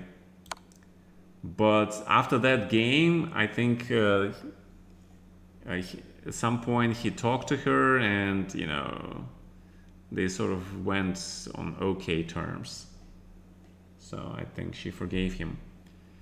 And of course, you know, that's all that matters, right? All right, but I'm very curious in this position. Is bishop a3?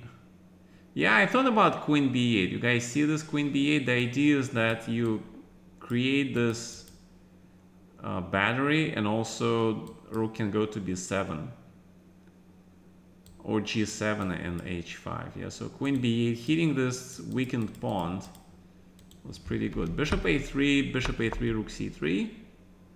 Right, actually the computer says it's not bad. Yeah, I was worried about queen h4. I agree. Okay, this is the move that I didn't see originally, but then I saw this move. And if you play rook a3, queen f6, apparently it's advantage, but okay, but I don't know this queen b1 move. What is this queen b1 move?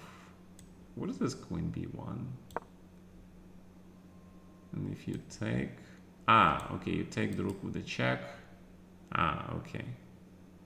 So king h2. And there's only one move which takes balls of steel to play. And that is king f7. Because you cannot play f5 because of queen b8 check. Yeah.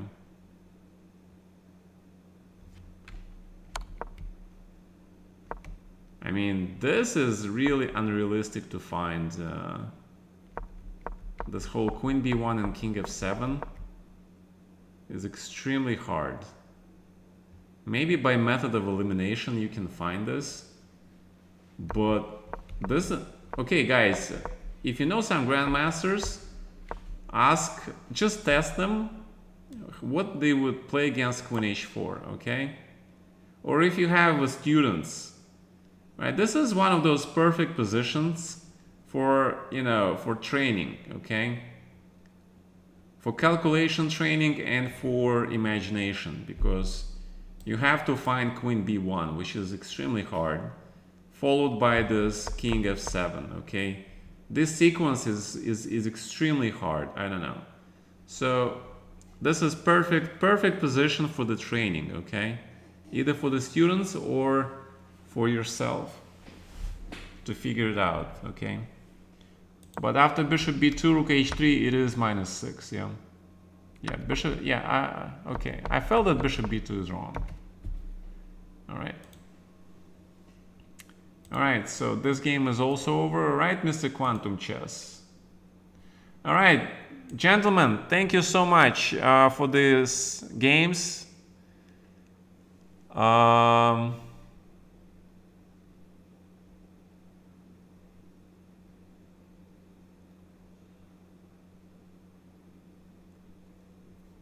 Hitachi against Naka in St. Louis, but okay, that was just basically a friendly tournament. Yeah, that doesn't really. I think Naka was absolutely correct in not calling that because it's just a friendly tournament, and Gary is like hasn't played chess in a long time, so you know it's okay. However, if Gary was competing for the first place, Naka would call it, okay? I'm pretty sure on that. Sarah 1 complained about Gary hitting the clock so hard that the pieces were getting misplaced. Not sure. I don't know that. You need a team FFL and Pro Chess League? Not really, no.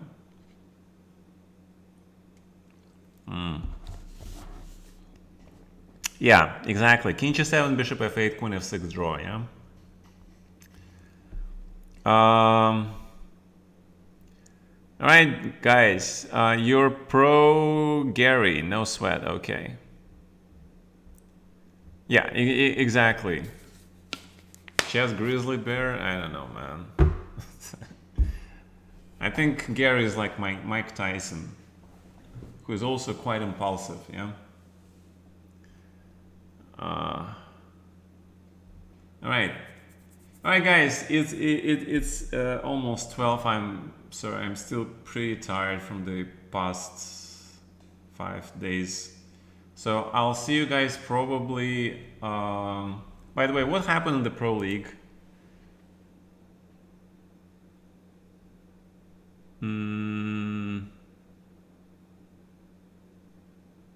Yeah, that's it, right? Croatia Bulldogs probably qualified because I think they won the match, yeah. The tiebreaker. Yeah. All right, gentlemen, have a good night, okay? Thank you all for your support. Amazing support, gentlemen, as usual. And I'll see you probably on Sunday for the Simul again, okay?